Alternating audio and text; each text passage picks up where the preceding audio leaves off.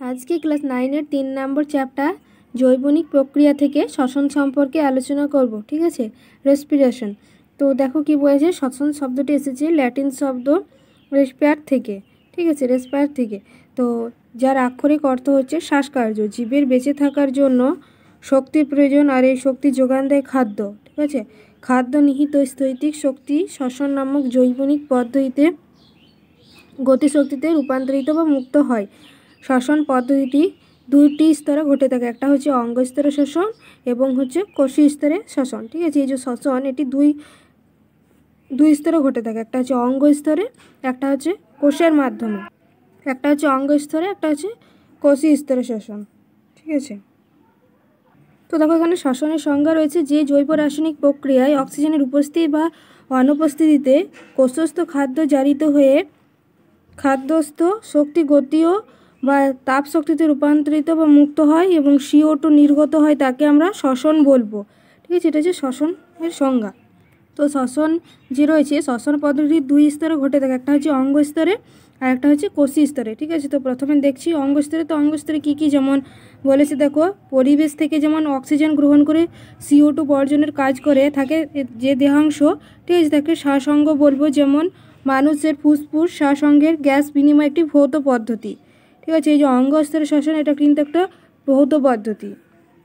তারপর দেখো যেমন উদ্ভিদের বিভিন্ন শ্বাসঅঙ্গের নাম আছে। ঠিক আছে, অ্যাকচুয়ালি উদ্ভিদের ক্ষেত্রে শ্বাসঅঙ্গ বলতে যেমন পত্ররন্ধ্র, লেন্টিসেল, ঠিক আছে, শ্বাসমূল, শ্বাসছিদ্র এগুলোই হয়ে থাকে। তারপর বিভিন্ন প্রাণীদের শ্বাসঅঙ্গ আছে। ঠিক আছে, তো কি বলেছে, উদ্ভিদের শ্বাসকার্যের জন্য পরিবেশের উদ্ভিদের শ্বাসকার্যের জন্য অক্সিজেনের প্রয়োজনীয়তা প্রাণীদের তুলনায় কম। ঠিক আছে, তাছাড়া উদ্ভিদ নিজ কোষে সালোক সংশ্লেষে উৎপন্ন অক্সিজেনও ব্যবহার করতে পারে, তাই উদ্ভিদের প্রকৃত শ্বাসঅঙ্গ থাকে না। ঠিক আছে, উদ্ভিদের কিন্তু শ্বাসঅঙ্গ থাকে না প্রাণীদের মতো, এদের বিভিন্ন স্থান রয়েছে। ঠিক আছে, সেইগুলোর মধ্যে কিন্তু তাদের যে অঙ্গস্তরের শ্বসন সেটা কাজ করে। যেমন তবে উদ্ভিদের পারিপার্শ্বিক পরিবেশ থেকে অক্সিজেন গ্রহণে সাহায্য করে যে অঙ্গগুলি, সেগুলি হলো যেমন পত্ররন্ধ্র। কি উদ্ভিদের পাতার ত্বকে অসংখ্য ছিদ্র বা রন্ধ্র থাকে, এদের পত্ররন্ধ্র বা স্টোমাটা বলে। ঠিক আছে, এদের পত্ররন্ধ্র বা স্টোমাটা বলে। প্রতিটি পত্ররন্ধ্র দুটি বৃক্ষ আকৃতির রক্ষী কোষ দ্বারা বেষ্টিত থাকে। ঠিক আছে, বীজ সম্পৃষ্ট পাতায় নিম্নতকে ও সমাঙ্কপৃষ্ট পাতায় ঊর্ধ্ব বা নিম্নতকে পত্ররন্ধ্র থাকে। তো পত্ররন্ধ্র দিয়ে O2 প্রবেশ ও CO2 নির্গমন হয়ে থাকে। ঠিক আছে, পত্ররন্ধ্র দিয়ে, তো যেটা বাষ্পমোচনের ক্ষেত্রে খুব ইম্পর্ট্যান্ট। ঠিক আছে, পত্ররন্ধ্র প্রায় 80 থেকে 90% বাষ্পমোচন এই পত্ররন্ধ্রের মধ্যেই হয়ে থাকে, যেটা পাতার মধ্যে অবস্থান করে। তারপর দেখো লেন্টিসেল কি গুল্ম ও বৃক্ষ জাতীয় উদ্ভিদের কাণ্ড ও শাখার থেকে বিন্যস্ত সূক্ষ্ম ছিদ্র হলো লেন্টিসেল। এগুলি মূলত ত্বকের বিদীর্ণ অংশ।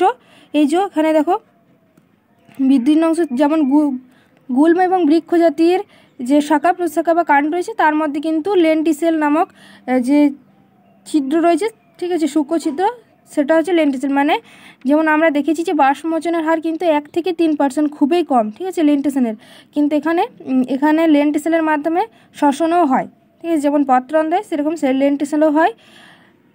এগুলি মূলত ত্বকের বিদীর্ণ অংশ।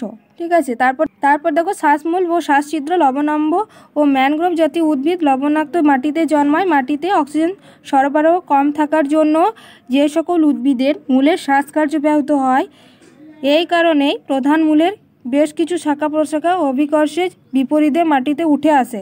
এদের শ্বাসমূল বা নিউমেটোফোর বলবো। ঠিক আছে, শ্বাসমূলের গায়ে শ্বাসবায়ু গ্রহণের ছিদ্রগুলিকে শ্বাসছিদ্র বা নিউমেথড বলে। এইগুলির মাধ্যমে উদ্ভিদ পরিবেশ থেকে অক্সিজেন গ্রহণ করে। এই যে এটা হচ্ছে শ্বাসমূল বা শ্বাসছিদ্র। ঠিক আছে, শ্বাসমূলের মধ্যে এগুলো অসংখ্য শ্বাসছিদ্র রয়েছে। যে ম্যানগ্রোভ অরণ্যে যে সকল লবণাম্ব উদ্ভিদ যেমন সুন্দরী, যেমন গোরান, গেও, এই সকল গাছগুলো রয়েছে, সুন্দরবনে বেশি দেখতে পাওয়া যায়। ঠিক আছে, এই সকল গাছগুলোর কি হয়, লবণাম্ব উদ্ভিদ। ঠিক আছে, মাটিতে অত্যন্ত লবণযুক্ত থাকে, মানে লবণাম্বযুক্ত উদ্ভিদ এইগুলোর কিন্তু লবণাক্ত মাটিতে জন্মায়। ঠিক আছে, তাই অক্সিজেনের মাত্রা কম থাকে। লবণাক্তযুক্ত মাটিতে অক্সিজেনের পরিমাণ কম থাকে, তাই এরা যে শ্বসন, ঠিক আছে, শ্বাস নিতে প্রবলেম হয়, তখন সেই মূলগুলো কি হয়, ওপর দিকে উঠে আসে। ঠিক আছে, যেটাকে আমরা শ্বাসমূল বলবো। এইভাবে ওপরে ওঠে, সেইগুলোর মাধ্যমে কিন্তু আমরা দেখতে পাবো যে তারা শ্বাসকার্য চালাচ্ছে, ঠিক আছে। তো এইগুলোই হচ্ছে শ্বাসমূল। এই লবণাম্ব গাছগুলিকে ম্যানগ্রোভ অরণ্যে বা আমরা বলতে পারি যেটা সুন্দরবন অঞ্চলে কিন্তু বেশি দেখতে পাবো, ঠিক আছে। সেখানের মাটি লবণাক্ত হয়। তো এই যে লবণাম্ব উদ্ভিদের মূল, ঠিক আছে, অভিকর্ষের বিপরীতে উঠে আসাকে আমরা কি বলবো? এদেরকে বলবো শ্বাসমূল বা নিউম্যাটোফোর, ঠিক আছে। শ্বাসমূলের গায়ে যে শ্বাসবায়ু গ্রহণের ছিদ্র রয়েছে তাদেরকে আমরা শ্বাসছিদ্র বা নিউম্যাটোড বলবো। এরপর রয়েছে প্রাণীদের শ্বাসঅঙ্গ। তো কি প্রাণী রাজ্যের অন্তর্গত সকল প্রকার প্রাণীর নির্দিষ্ট শ্বাসঅঙ্গ থাকে। প্রাণীদের এইরূপ কিছু শ্বাসঅঙ্গ সম্পর্কে এখানে আলোচনা করি, যেমন দেহতল, ঠিক আছে।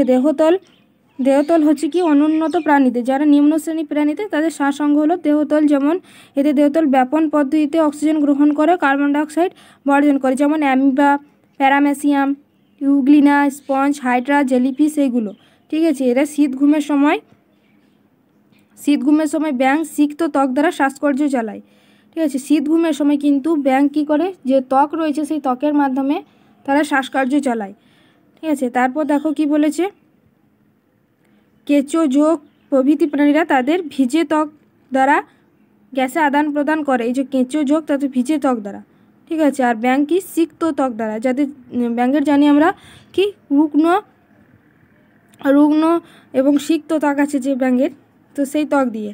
আর কেঁচো, জোঁক এদের ভিজে ত্বক দিয়ে চালায়। তারপর দেখো কি বলেছে, শ্বাসনালী বা ট্রাকিয়া। তো প্রথমে আমরা দেখলাম দেহতল, ঠিক আছে। দেহতলের মাধ্যমে শ্বাসকার্য চালায়, যেমন নিম্ন শ্রেণীর প্রাণীগুলো amoeba, paramecium, euglena, sponge, Hydra, jellyfish, ঠিক আছে। তারপর ব্যাঙও কিন্তু ত্বকের মাধ্যমে শ্বাসকার্য চালায়, কখন না শীত ঘুমের সময়, সিক্ত ত্বক, ঠিক আছে। কেঁচো, জোঁক এই প্রাণীগুলো কিন্তু ভিজে ত্বক দ্বারা গ্যাসের আদান প্রদান করে। তো এইগুলো দেখলাম দেহতল, ঠিক আছে। এটা অ্যামিবার ছবি, এটা হাইড্রার ছবি, এদের দেহতল দ্বারা।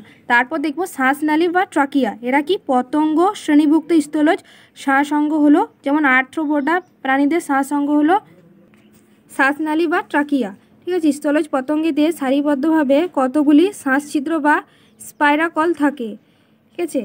এই শ্বাসছিদ্র যে নলাকার গঠনে সংলগ্ন থাকে তাকেই শ্বাসনালী বলে। তো ট্রাকিয়াগুলি অন্য প্রান্তে বিভাজিত হয়ে ট্রাকিওল সৃষ্টি করে, সরাসরি অক্সিজেন, তো ওই দেহের প্রতিটি গোলাকোষে সরাসরি অক্সিজেনের যোগান দেয়, ঠিক আছে। তো শ্বাসবায়ু সরবরাহের জন্য পতঙ্গের কোনো শ্বাসরঙ্গক থাকে না, ঠিক আছে। যেমন উদাহরণ হচ্ছে আরশোলা, প্রজাপতি, ফড়িং, মশা, মাছি, এই সকল প্রাণীগুলো। এদের শ্বাসঅঙ্গ কি আমরা দেখলাম, এদের হচ্ছে শ্বাসনালী বা ট্রাকিয়া, এখানে ছবিটা দেওয়া আছে, ঠিক আছে। এই যে শ্বাসনালী, আর এই যে অসংখ্য যে রয়েছে, ঠিক আছে, শ্বাসছিদ্র, এগুলো হচ্ছে শ্বাসছিদ্র বা স্পাইরাকল। তারপর দেখো ট্রাকিওগুলো অন্য প্রান্তে বিভাজিত হয়ে যাচ্ছে, এগুলোকে আমরা ট্রাকিওল বলবো। এই যে বিভাজিত হয়ে যাচ্ছে, এগুলো ট্রাকিওল বলছি, ঠিক আছে। এটা হচ্ছে শ্বাসনালী, আর এইগুলো হচ্ছে, এটা হচ্ছে স্পাইরাকল, যে ছিদ্রপথে পতঙ্গদের যে ছিদ্রপথে শ্বাসকার্য আদান প্রদান হচ্ছে সেই ছিদ্রটা হচ্ছে স্পাইরাকল নাম, ঠিক আছে। আর এগুলো হচ্ছে কোলাকোষ বিভিন্ন, আর এই শ্বাসনালী বিভক্ত কী হচ্ছে ট্রাকিওল সৃষ্টি করছে। এই শ্বাসনালীটাকেই ট্রাকিয়া বলছি পতঙ্গেদের। এরপর রয়েছে ফুলকা। তো আমরা ফুলকা কি জানি, যে জলজ প্রাণীদের ক্ষেত্রে প্রধান অঙ্গ হচ্ছে ফুলকা, ঠিক আছে। প্রধান শ্বাস অঙ্গ ফুলকা, ঠিক আছে। ফুলকা হলো পাতলা কতগুলি স্তরযুক্ত পালকের মতো গঠনযুক্ত অঙ্গ। তো এই যে ফুলকা, এটা কি জল থেকে ব্যাপন পদ্ধতিতে অক্সিজেন গ্রহণ করে কার্বন ডাইঅক্সাইড বর্জন করতে সাহায্য করে। কোন পদ্ধতিতে? ব্যাপন পদ্ধতিতে। আমরা দেহতল যে দেখলাম নিম্ন শ্রেণীর প্রাণী, যেমন অ্যামিবা, হাইড্রা, তারপর যে ব্যাঙের ত্বক, কেঁচো, তারপর জোঁকের ত্বক, সেগুলো দেখলাম ব্যাপন পদ্ধতিতে, আর ফুলকাও ব্যাপন পদ্ধতিতেই করে, ঠিক আছে।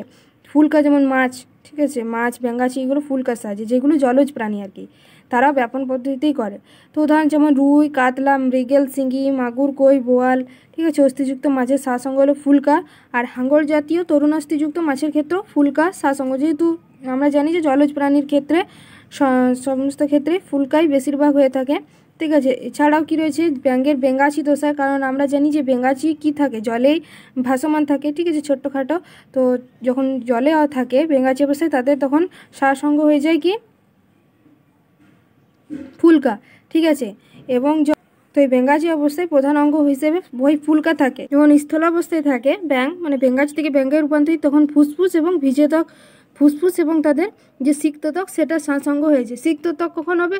কারণ সিক্তত্বক কখন হবে? যখন তারা শীত ঘুম করবে, ঠিক আছে। ছাড়া যখন তারা স্থলজে এবং শীত ঘুম বাদে যখন অন্য টাইমে তারা স্থলজে থাকে তখন তাদের ফুসফুস, ঠিক আছে। তাহলে ব্যঙ্গাচী অবস্থায় কি ফুলকা, ব্যঙ্গে রূপান্তরিত অবস্থায় ফুসফুস এবং শীত ঘুমের টাইমে ব্যঙ্গেদের সিক্তত্বক, ঠিক আছে।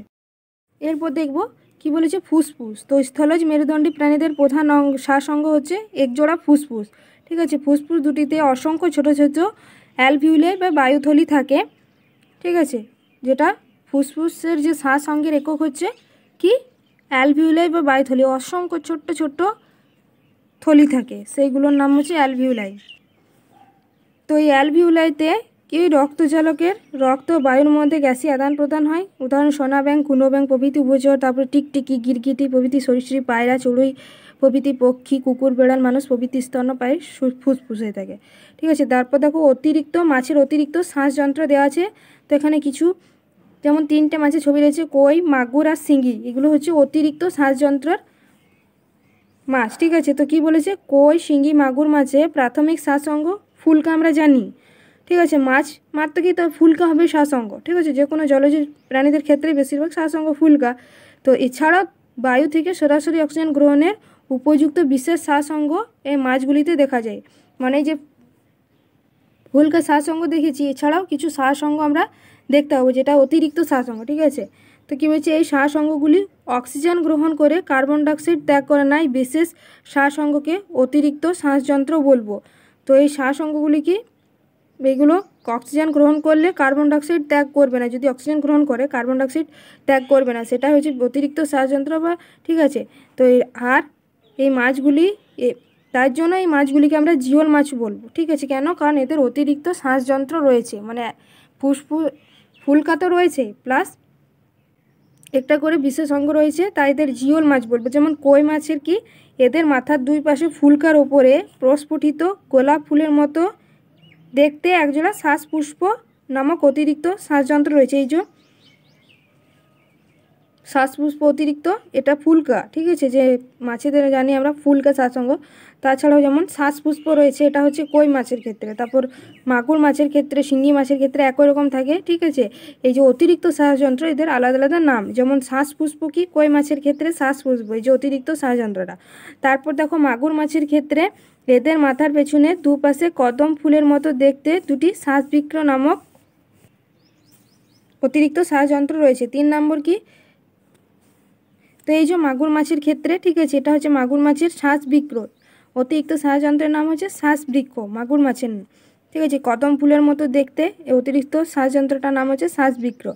আর শিঙ্গি মাছের ক্ষেত্রে কি এদের অতিরিক্ত শ্বাসযন্ত্র হলো একজোড়া নলাকার বায়ু প্রকোষ্ঠ, এদের শ্বাসনল বলে। এরা ফুলকার পেছন থেকে পৃষ্ঠ পাখনা অবধি বিস্তৃত থাকে। এই যে ফুলকার সাহায্যে তো নিচে প্লাস আবার নলাকার বায়ু প্রকোষ্ঠ রয়েছে, ঠিক আছে, অতিরিক্ত শ্বাসযন্ত্রের নাম। তাহলে আমরা কই মাছের কি দেখলাম? কই মাছের অতিরিক্ত শ্বাসযন্ত্র শ্বাসপুষ্প গোলাপ ফুলের মতো দেখতে। মাগুর মাছের কি? মাগুর মাছের হচ্ছে দেখো কদম ফুলের মতো দেখতে শ্বাসবৃক্ষ, ঠিক আছে, অতিরিক্ত শ্বাসযন্ত্র। আর শিঙ্গি মাছের ক্ষেত্রে নলাকার, ঠিক আছে, নলাকার বায়ু প্রকোষ্ঠ রয়েছে, তো এটার নাম হচ্ছে নলাকার বায়ু প্রকোষ্ঠ, ঠিক আছে, শ্বাসনল বলে এদেরকে। তো এটা শিঙি মাছের ক্ষেত্রে কয়ের শ্বাসপুষ্প, মাগুরের শ্বাসবৃক্ষ আর শিঙি মাছের নলাকার বায়ু প্রকোষ্ঠ। তো এখানে দেখো কয়েকটি প্রাণীর শ্বাস অঙ্গ দেওয়া আছে, যেমন কেঁচো, যোগ, কৃমির হচ্ছে ভিজে ত্বক, ঠিক আছে, শ্বাস অঙ্গ কেঁচো, যোগ, কৃমির ভিজে ত্বক, মাকড়সা ও বিছের পুগলাং বা বই ফুসফুস বলতে পারি। তো কি মাকড়সা ও কাঁকড়া বিছের বই ফুসফুস বা পুগলাং। তারপর লিমুলাস বা রাজ কাঁকড়ার এবং চিংড়ির বুকগিল বা বই ফুলকা। আর পাখি সরীসৃপ স্তন্যপায়ী এগুলো ফুসফুস। তো আমরা জানি পাখি সরীসৃপ স্তন্যপায়ী তো ফুসফুস। আর এই 3টা আমরা মনে রাখবো একটু ভালোভাবে, কেঁচো, যোগ, কৃমি, ভিজে ত্বক, মাকড়সা ও বিছের বুকলাং বা আমরা বলতে পারি বই ফুসফুস। আর লিমুলাস বা রাজ কাঁকড়া, যেগুলো কাঁকড়া রয়েছে, এবং চিংড়ি তাদের বই ফুলকা বা বুকগিল, ঠিক আছে, এগুলো যেহেতু জলে রয়েছে, ঠিক আছে। কাঁকড়া আর চিংড়ি যেহেতু জলে থাকে এদের বই ফুলকা থাকে শ্বাসঅঙ্গ। আর মাকড়সা আর বিছে যেহেতু কি হয় এরা স্থলে থাকে তাই বই ফুসফুস, ঠিক আছে, বই যুক্ত হবে, স্থলে রয়েছে তাই ফুসফুস আর বই বই ফুসফুস একই রকমভাবে জলে রয়েছে, যেমন কাঁকড়া চিংড়ি, তাই ফুলকা এবং বই যোগ হয়ে গেছে বই। ঠিক আছে, এইভাবে এটাকে ইংলিশে বুক গিল বলবো, ফুলকাকে গিল, আর ইংলিশে বুক একই রকমভাবে যেগুলো স্থলের সেটা ফুসফুস প্লাস বুক। ঠিক আছে, ফুসফুস ইংলিশ লাং, তাহলে বুক লাং আর বুক গিল। তারপর হচ্ছে অতিরিক্ত শ্বাসযন্ত্রের প্রয়োজনীয়তা কি জিওল মাছগুলি যে জলাশয়ে বাস করে সেখানে অক্সিজেনের ঘাটতি হলে তারা অতিরিক্ত শ্বাসযন্ত্রের সাহায্যে কী হয়, বায়ুর অক্সিজেন গ্রহণ করে। এবং 2 নম্বর পয়েন্টটি কি, অনেক সময় প্রজনন ঋতুতে মাছগুলি জলাশয়ে পরিবর্তন করে। ঠিক আছে, প্রজনন ঋতুতে মাছগুলি জলাশয় পরিবর্তন করে, ওই সময় বিশেষ শ্বাসযন্ত্রের দ্বারা তারা বায়ু থেকে অক্সিজেন গ্রহণ করে। তো এইগুলো হচ্ছে অতিরিক্ত শ্বাসযন্ত্রের প্রয়োজনীয়তা। ঠিক আছে, তো বিশেষ করে যেগুলো জিওল মাছ রয়েছে, জিওল মাছের ক্ষেত্রে আমরা অতিরিক্ত শ্বাসযন্ত্র দেখব, কই, মাগুর, শিঙি।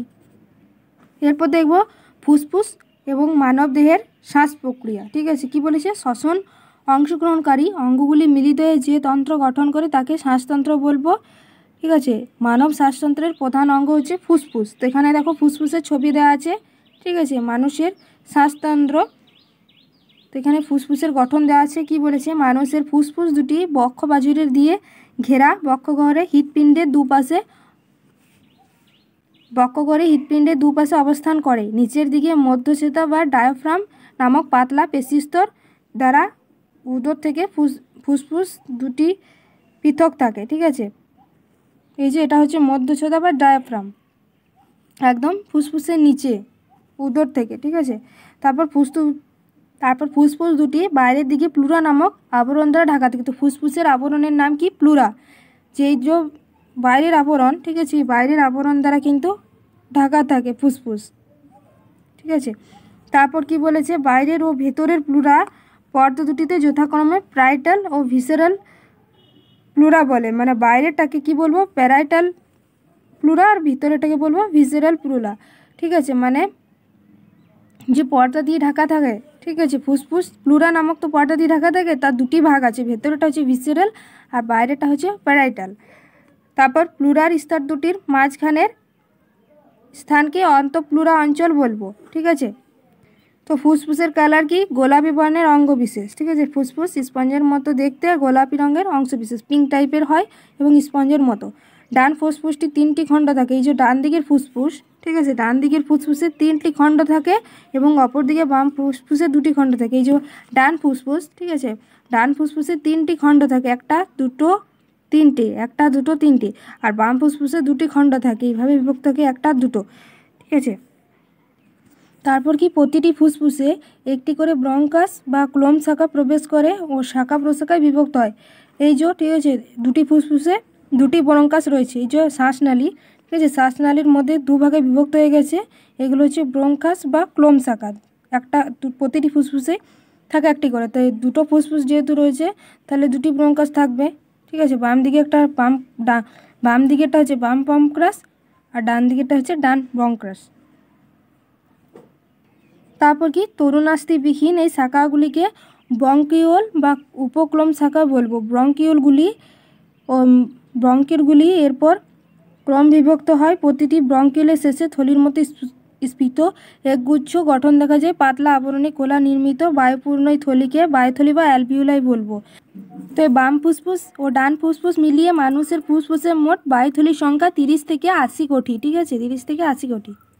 তো আমরা দেখলাম যে ব্রঙ্কাস, ঠিক আছে, ব্রঙ্কাস বা যাকে আমরা বলছি কি ক্লোম শাখা, ঠিক আছে, যে 2টো ভাগে বিভক্ত রয়েছে শ্বাসনালীর। ঠিক আছে, শ্বাসনালীতে তো একটা, তার থেকে 2টো যে ভাগ হয়েছে ব্রঙ্কাস বা ক্লোম শাখা, সেইগুলো আবার শাখা প্রশাখায় বিভক্ত হয়েছে, সেইগুলির নাম হচ্ছে ব্রঙ্কিওল। এই যে শাখা প্রশাখা রয়েছে এইগুলির নাম হচ্ছে ব্রঙ্কিওল। ঠিক আছে, এর নিচে যে থলিগুচ্ছ, ঠিক আছে, ছোট ছোট যে থলির মতো অংশ রয়েছে সেগুলো বলছি অ্যালভিউলাই বা আমরা এটাকে বলবো বায়ুথলি। ঠিক আছে, তো আমরা বলতে পারি যে ফুসফুসের যে শ্বাসসঙ্গের একক, ঠিক আছে, ফুসফুসের শ্বাসসঙ্গের একক হচ্ছে অ্যালভিউলাই বা বায়ুথলি। ঠিক আছে, এর মাধ্যমে কিন্তু এই থলির বিভিন্ন ক্ষুদ্র ক্ষুদ্র থলিগুলোর মধ্যে কিন্তু শ্বাস প্রশ্বাস যা আসা করছে, আদান প্রদান হচ্ছে এই অ্যালভিউলের মধ্যেই। এগুলি প্রায় 30 থেকে 80 কোটিটি থাকে। ঠিক আছে, দুটি ফুসফুস মিলিয়ে প্রায় 30 থেকে 80 কোটিটি থাকে।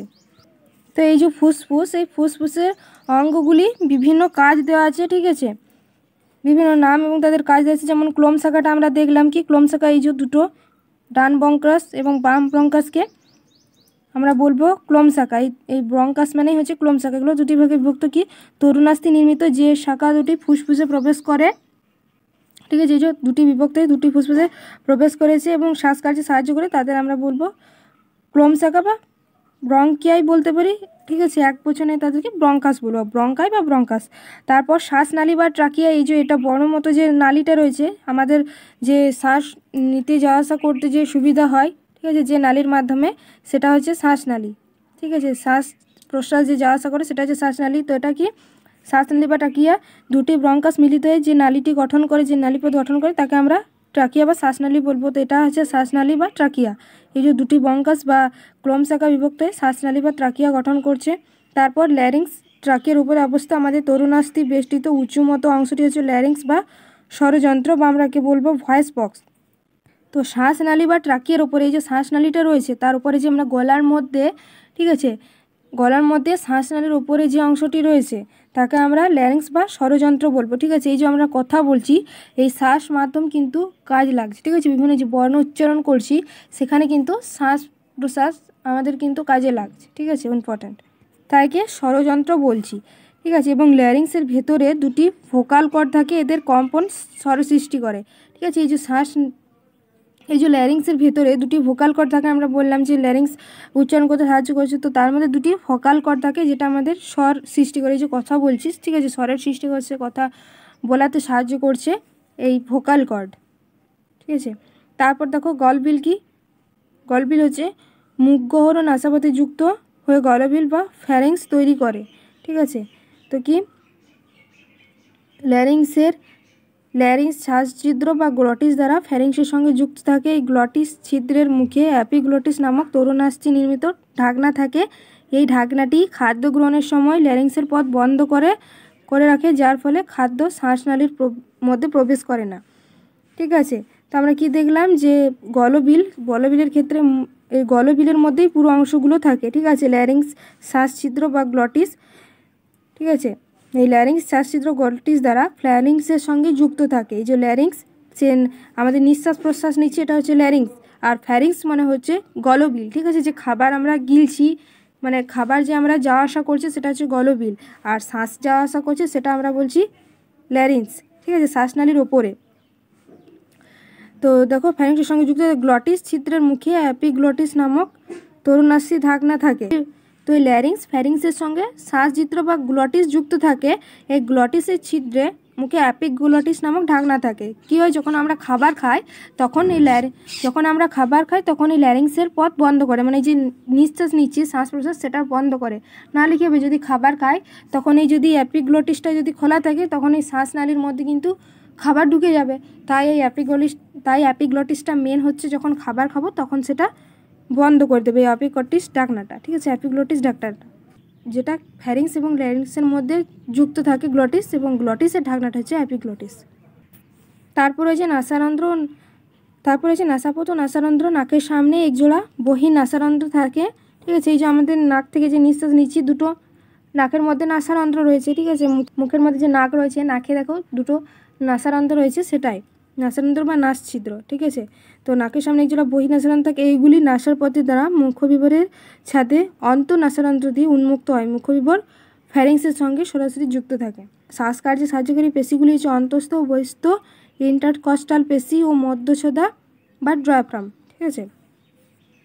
তো এই যে এখানে যে বহিস্থ অন্তঃস্থ ইন্টারকস্টাল পেশি রয়েছে এবং ডায়াফ্রাম ও মধ্যচ্ছদার পেশি সম্পর্কে দেওয়া আছে, ঠিক আছে, তা অবশ্যই দেখে নেবে। তারপর দেখো মানুষের শ্বাস প্রক্রিয়া, ঠিক আছে, কীভাবে মানুষ শ্বাস প্রক্রিয়া যে শ্বাস প্রশ্বাস নিচ্ছে তার প্রক্রিয়া রয়েছে। প্রথমে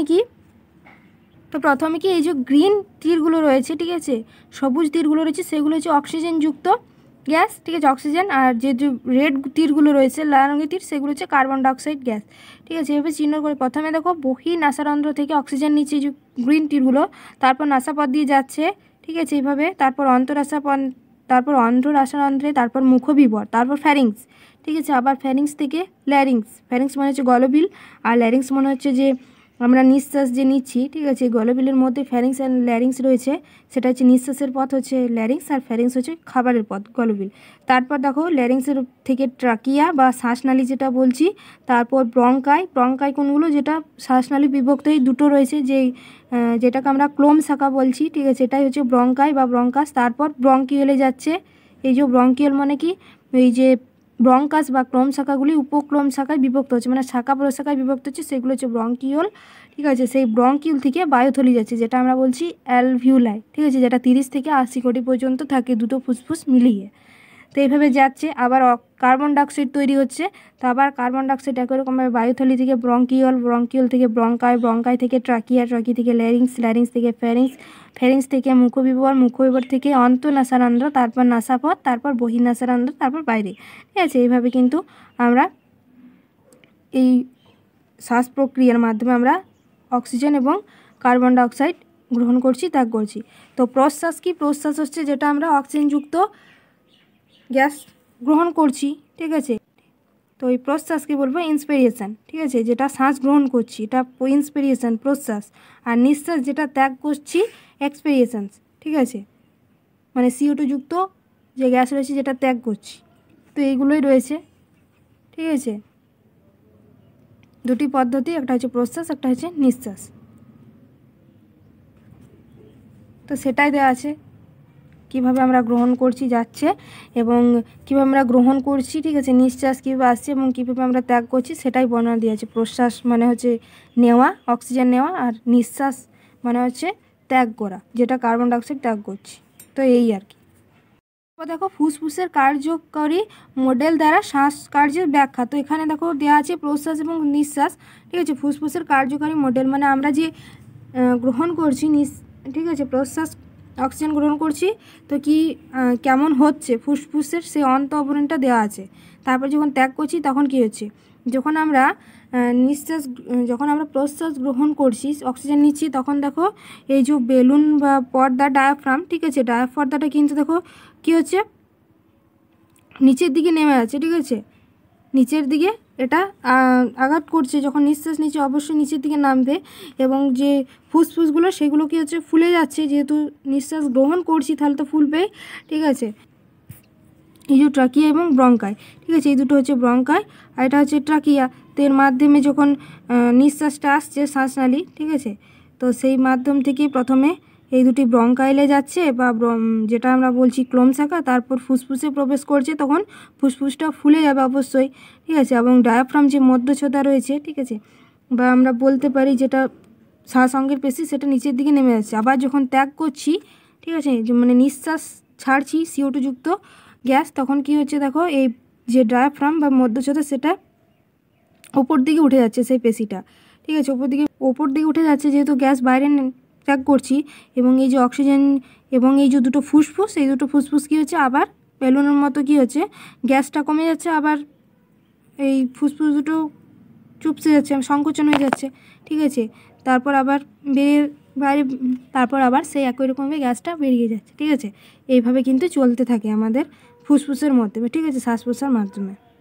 তারপর দেখো এখানে দেওয়া আছে ফুসফুস ও সুস্থ জীবন, ঠিক আছে, কিভাবে আমাদের যে সুস্থ শরীর কীভাবে ভালো থাকবে সেটা দেওয়া আছে এবং কী কারণে আমাদের ক্ষতি হতে পারে, ঠিক আছে, শ্বাস প্রশ্বাস যে অঙ্গ, ফুসফুসের যে অঙ্গ সেটা কীভাবে ক্ষতি হতে পারে এবং কীভাবে ঠিক রাখা দরকার সেগুলো দেওয়া আছে। যেমন কি দেখো এখানে বলেছে ফুসফুসকে সুস্থ রাখতে হলে দুটি উপায়, একটা হচ্ছে শ্বাস ব্যায়ামের চর্চা, একটা হচ্ছে ধূমপান ত্যাগ। এই দুটো কিন্তু মাস্ট। প্রথমে শ্বাস ব্যায়ামের চর্চা করতে হবে, যেমন যোগাসন, তারপর গভীর শ্বাস কার্য, ঠিক আছে, অন্যান্য উপায় যেমন জগিং, সাঁতার, অ্যারোবিক্স, এগুলো করতে হবে। তাহলে কিন্তু আমাদের যে ফুসফুস সেটা কিন্তু বায়ু ধারণ ক্ষমতা সেটা বৃদ্ধি পাবে এবং আমাদের ফুসফুস ঠিক থাকবে, শ্বাসঅঙ্গ ঠিক থাকবে। আর ধূমপান ত্যাগ করতে হবে, ঠিক আছে। ধূমপান যেমন তামাকের ধোঁয়ায় প্রায় 70টি কার্সিনোজেন থাকে, যেটা ক্যান্সার রোগ সৃষ্টিকারীর উপাদান, ঠিক আছে। এই যে ধূমপান এটা কিন্তু ত্যাগ করতে হবে। কী বলেছে দেখো, এর মধ্যে অন্যতম হলো নিকোটিন। এই ধূমপানের যে বস্তুটি সেটি হচ্ছে নিকোটিন, যেটা আমাদের শরীরের পক্ষে খুবই ক্ষতিকারক ফুসফুসের ক্ষেত্রে, ঠিক আছে, ফুসফুস ড্যামেজ হতে পারে। শরীরের পক্ষে অত্যন্ত ক্ষতিকারক পদার্থ ধূমপানের কারণে প্রধানত ফুসফুস হৃৎপিণ্ড ক্ষতিগ্রস্ত হয়। এই যে ধূমপান এর এর কারণে কিন্তু আমাদের ফুসফুস এবং হৃৎপিণ্ড ক্ষতিগ্রস্ত হতে পারে কি এটা একদম যে ফুসফুস এবং হৃৎপিণ্ড ক্ষতিগ্রস্ত হওয়ার মেন কারণ হচ্ছে ধূমপান, ঠিক আছে। তারপর দেখো তাছাড়া সক্রিয় ধূমপায়ী আশেপাশে থাকা মানুষজনও ওই ধোঁয়ার প্রভাবে রোগগ্রস্ত হতে পারে। একে বলছি নিষ্ক্রিয় ধূমপান, ঠিক আছে। ধূমপান ত্যাগের মাধ্যমে যে ক্ষতিকারক রোগগুলি আমরা দেখতে পাই তা সুস্থ জীবন, যে রোগগুলি থেকে আমরা রক্ষা পাবো, এই যে ধূমপান ত্যাগের মাধ্যমে যে ক্ষতিকারক রোগগুলি থেকে আমরা রক্ষা পাবো এবং সুস্থ জীবন করতে পারবো সেগুলো হচ্ছে ফুসফুসের ক্যান্সার। কি ফুসফুসের ক্যান্সার প্রায় 85% ক্ষেত্রে ধূমপানই হলো ফুসফুসের ক্যান্সার, ঠিক আছে। আমরা তো একটু আগেই দেখলাম। তারপর ব্রঙ্কাইটিস। কি ব্রঙ্কাইটিস হচ্ছে ধূমপানের ফলে ফুসফুসের ব্রঙ্কাই বা ক্লোম শাখাগুলো বা ব্রঙ্কাইটিস কি ধূমপানের ফলে ব্রঙ্কাই বা ক্লোম শাখাগুলো রোগগ্রস্ত হয়, যেটাকে আমরা বলবো ব্রঙ্কাইটিস, ঠিক আছে। এটাই বলেছে যে ক্লোম শাখা প্রদাহ বা ব্রঙ্কাইটিস রোগ হয়, এর ফলে ক্লোম শাখা ঘরে শ্লেষ্মার সৃষ্টি হয়। ব্রঙ্কাইটিস কি ফুসফুসের যে ব্রঙ্কাস বা ক্লোম শাখাগুলো ক্ষতিগ্রস্ত হচ্ছে সেটা হচ্ছে ব্রঙ্কাইটিস। তারপর দেখো কি বলেছে, সৃষ্টি হয়ে শ্বাসবায়ুর প্রভাব ব্যাহত হয় এবং প্রবল শ্বাসকষ্ট হয়। তারপর সিওপিডি এর ফুল ফর্ম হচ্ছে ক্রনিক অবস্ট্রাকটিভ পালমোনারি ডিজিজ।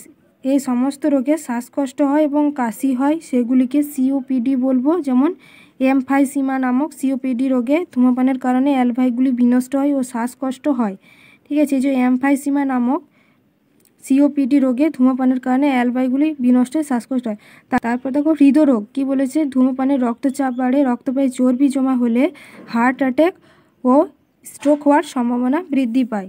তো এইগুলো হচ্ছে হৃদরোগের কারণ, ঠিক আছে। সিওপিডি কি যেমন এনফাইসিয়া নামক সিওপিডি রোগে ধূমপানের কারণগুলি অ্যালভাইগুলি বিনষ্ট হয়, ঠিক আছে। অ্যালভিওলাইগুলি বিনষ্ট হয়, ঠিক আছে। যেগুলি আমরা বলছি বায়ুথলিগুলো কিন্তু বিনষ্ট হয় এই সিওপিডি কারণে, ঠিক আছে। এর কারণে শ্বাসকষ্ট, কাশি এগুলি বেশি দেখা যায়। তো এইগুলোই ছিল অঙ্গস্তরের শ্বসন, ঠিক আছে। বিভিন্ন জলজ প্রাণী, পতঙ্গ, তারপর বিভিন্ন নিম্নশ্রেণী প্রাণী, তারপর যে স্তন্যপায়ী প্রাণী, ঠিক আছে। এদের ক্ষেত্রে আমি দেখলাম বিভিন্ন শ্বাসঅঙ্গ, তাদের কাজ, গঠন, ঠিক আছে। তো এইগুলো ছিল শ্বাসঅঙ্গ মানে অঙ্গস্তরের শ্বসন, ঠিক আছে। তো চলো খাতায় করেছি, শর্টভাবে একটু দেখে নিই। তো এই যে শ্বসন, রেসপিরেশন, ঠিক আছে। তো কি বলবো, খাদ্য থেকে যে শক্তি উৎপন্ন হয় তাকে বলছি শ্বসন। তো শ্বসন দুই প্রকার, একটা হচ্ছে বাহ্যিক, একটা হচ্ছে কোষীয়, ঠিক আছে। বাহ্যিক বলতে যেটা অঙ্গস্তরের শ্বসন, তো শ্বাস গ্রহণ ও শ্বাস ত্যাগ করছি মানে অক্সিজেন গ্রহণ করছি, কার্বন ডাইঅক্সাইড ত্যাগ করছি। আর কোষীয় স্তরের শ্বসন কি ফুড থেকে এনার্জি ও শক্তি উৎপন্ন করছি, ঠিক আছে। এই যে O2 গ্রহণ ও CO2 ত্যাগ আর শক্তি উৎপন্ন। তো এটা দেখো অঙ্গস্তরের শোষণ এবং কোষীয় স্তরের শোষণ, ঠিক আছে। O2 যুক্ত যে গ্যাস, অক্সিজেন গ্যাস নাসারন্ধে যাচ্ছে, তারপর ট্রাকিয়া, তারপর ফুসফুস, তারপর ফুসফুস থেকে রক্তে, ঠিক আছে, তারপর হৃৎপিণ্ডে এবং কোষে, তারপর থেকে এটিপি শক্তি হিসেবে এবং CO2 পরিবেশে নির্গত হচ্ছে। CO2 পরিবেশে নির্গত হচ্ছে সেটা অঙ্গের মাধ্যমে অঙ্গস্তর শোষণ, আর এটিপি যে শক্তি উৎপন্ন হচ্ছে সেটা কোষের মাধ্যমে কোষীয় স্তরের শোষণ, ঠিক আছে। দেখো যেমন উদ্ভিদের শ্বাসস্থান আমরা দেখলাম পত্রন্ধ্র, লেন্টিসেল, ঠিক আছে। নিউমোটোফোরকে আমরা বলবো শ্বাসমূল, যেটা হলোফাইট উদ্ভিদে দেখতে পাবো, ঠিক আছে। হ্যালোফাইট উদ্ভিদ যেটা আমরা সুন্দরবন অঞ্চলে বেশি দেখতে পাবো, বা এটাকে আমরা লবণাম্ব উদ্ভিদও বলতে পারি, যেমন সুন্দরী বনের সুন্দরী গাছ, ঠিক আছে। তারপর দেখো প্রাণীদের শ্বাসঅঙ্গ, যেমন পরিফেরা থেকে নিমাটোডা হচ্ছে দেহত্বক, ঠিক আছে। যেমন কি দেখলাম হাইড্রা, স্পঞ্জ, প্যারামেসিয়া, ম্যামিবা এগুলো। তারপর কেঁচো ব্যাঙের হচ্ছে ভিজে ত্বক, ব্যাঙের শীত ঘুমের টাইমে কিন্তু ত্বকে সাহায্যে শ্বাসকর্জনে, ঠিক আছে। তারপর আর বেঙ্গাচি অবস্থায় কিন্তু তারা ফুলকার সাহায্যে মাছ, এই যে মাছ বেঙ্গাচি ফুলকার সাহায্যে। তারপর চিংড়ি কাঁকড়া বুকগিল বা বই ফুলকা বলতে পারে, যেহেতু এরা জলে থাকে, ঠিক আছে। তাই চিংড়ি কাঁকড়া জলে থাকে, তাই এদের বই ফুলকা হবে, কারণ জলে থাকলে ফুলকা। আর বুক বা যেটা বই বলবো, বই যোগ হয়ে যাবে। আবার একই রকমভাবে কাঁকড়া বিছে আর মাকড়সা বুকলাং, কেন এরা স্থলজে থাকে, কাঁকড়া বিছে আর মাকড়সা আমরা স্থলভাগেই দেখতে পাই বেশি। তো এদের ফুসফুস হবে যেহেতু স্থলভাগে রয়েছে, এবং বই যুগ হবে, ঠিক আছে, বুক লাং বই ফুসফুস। আরশোলা, ট্রাকিয়া বা শ্বাসনালী বিভিন্ন যে পতঙ্গ রয়েছে, ফড়িং, আরশোলা, প্রজাপতি, মশা, এদের ট্রাকিয়া বা শ্বাসনালী। তার অ্যাম্ফিবিয়া থেকে ম্যামেলিয়া হচ্ছে ফুসফুস বা লাংস, যেটা ফুসফুসের সাহায্যে শ্বাসকার্য চালায়। মানুষের বাহ্যিক শ্বসন বা শ্বাসকার্য। এখানে দেখো মানুষের প্রধান শ্বাসাঙ্গ হলো ফুসফুস। সাহায্যকারী অঙ্গ, ফুসফুসের গঠন দেওয়া আছে দেখো। সাহায্যকারী অঙ্গ কী কী? যেমন নাসারন্ধ্র, গলবিল বা ফ্যারিংস, ট্রাকি বা শ্বাসনালী, তারপর ডান বা বাম বঙ্কাস যেটা ক্লোম শাখা বলছি, ঠিক আছে। তো এগুলো আমরা দেখলাম বইতে। তারপর দেখো এখানে ফুসফুসের গঠন কি?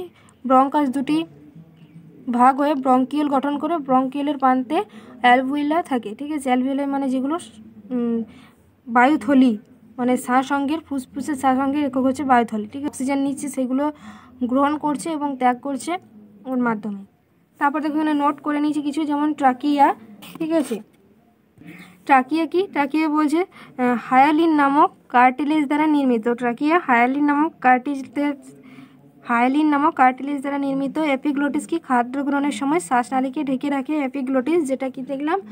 ফ্যারিংস মনে হচ্ছে গলবিল, আর ল্যারিংস মনে হচ্ছে যে আমাদের ভয়েস বক্স, ঠিক আছে।